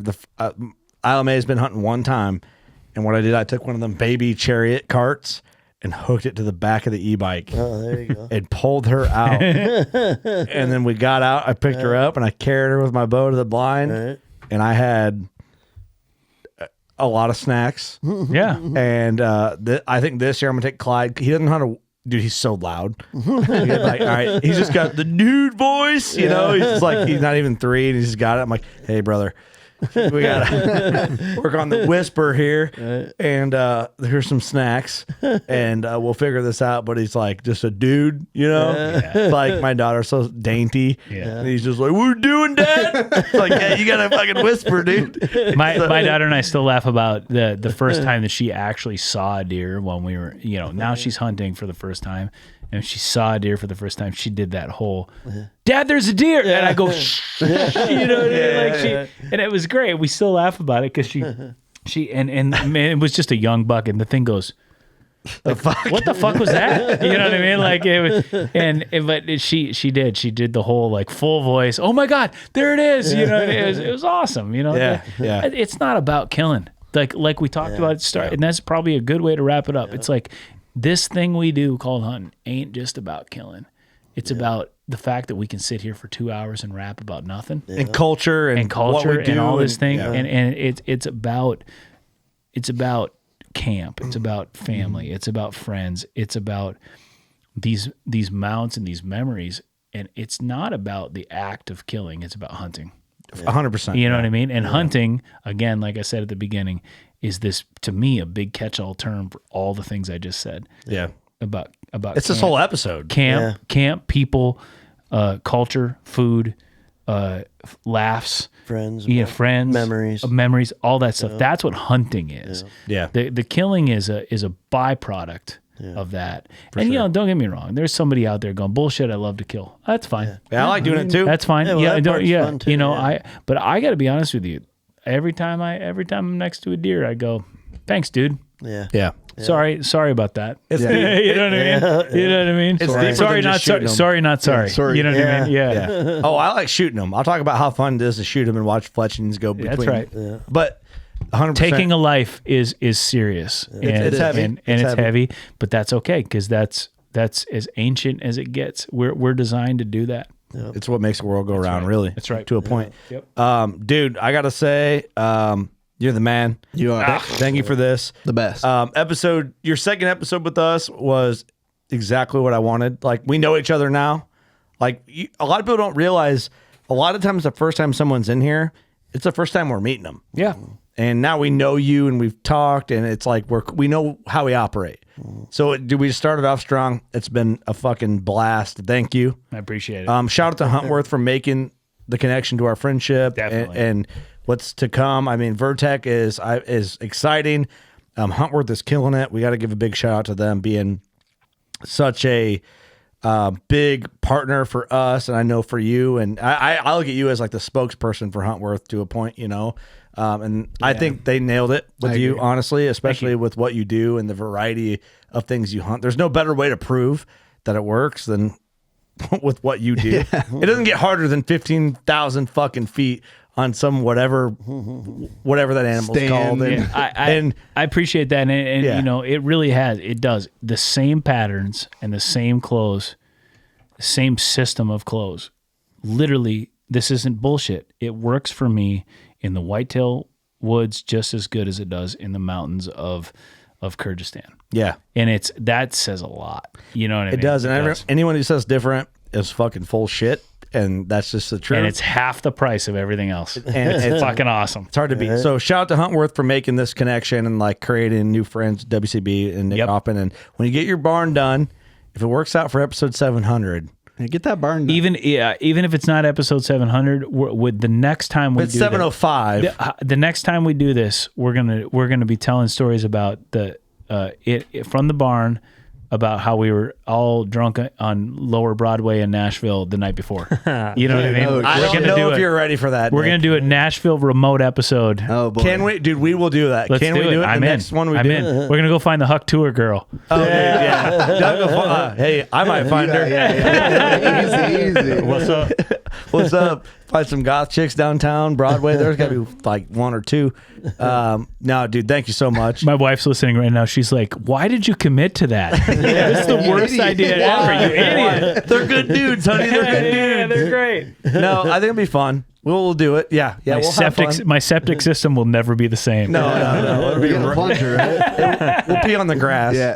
Yeah. We'll have a good time. Mark, what you got, brother? Oh man, that's a fun episode. Joy to meet you, dude. Super interesting, dude. Had so much fun. See why I love this guy. Listen to your stories and shit. Yeah. No doubt. Thanks, dude. buddy. Yeah, you bet. People miss you, Mark. Continued success too, brother. We need Hard more. work. We need more Mark on the podcast, dude. Yeah, I want to come back more. You know you're invited every week. I know. It's just up to you to be here. I'm just busy, dude. I need to make it a habit. Hold on. We want to redo this whole episode and talk about the same shit? Yeah. Were you not listening? Right. I wasn't listening. You're right. No, I think about it all the time. I do. I need to be here more. Every 3 weeks. I miss you Just guys. a Mark pop in. Yep. Every Once a 3 month. weeks. All right. Once a month. I can do it. We Just should. middle of the work month. on that. Middle of the month. on me. Be here on Old Barn Day. It's on me. All right. I'll start putting your email on the Old Barn days. There you go. There you And go. then you just be here. There you go. Okay. Awesome. What's up, brother? That was awesome, man. Looking forward to reading the book when it comes out. Thank you. Your philosophy in life, I think, aligns a lot with mine. Build the memories and worry about the rest later. Check all the boxes you can while you're still able to. Yeah, man. So that was a lot of fun. Appreciate that. Yep. Thanks. Hi, Doug. Thanks for coming. I'm glad I picked you up at the airport. I love you. I love you. I love you. Can't wait for the ride home. But no, I want a congrats on signed all copy of that book. Yeah. Yeah. You'll get it. Okay. Yep. $29.95, Yeah. bitch. Wouldn't expect anything less. Just sign the motherfucker. I got to pay to go on hunts for my daughter, motherfucker. Yeah. Pay to play. Man, those guitar lessons are expensive. That's right. Dude, thank you, man. It was so much fun. Thank you to everyone tuning in, listening. It's a different vibe when you're in the room, dude. You bring an energy that is hard to match. So That's nice. Thanks. I appreciate it. And congratulations on all the success. And dude, for you, I just got to give you some of this. For you to fly to us is crazy because you're a big deal, man. Oh, fuck, And I am to not. come to us in New Windsor, Illinois is wild. And we always appreciate everybody that comes in the studio. You know, it's a big deal. It's not very often I get to come in and hang out with a bunch of people and drink Busch Light. You know what I mean? Like how many cooler beers, friends, brother. How many beers? I need cooler friends. How many beers have we drank here? We at least a 20 pack. Hey, listen. Yeah. We're bad at you have the coolest friends. I'm just jealous. Yeah. Yeah, we're all cool. All right, everybody. Thank you so much for tuning in, watching, listening. You know what to do. Go shoot your bow. Life is short. We love you. Amen. See ya.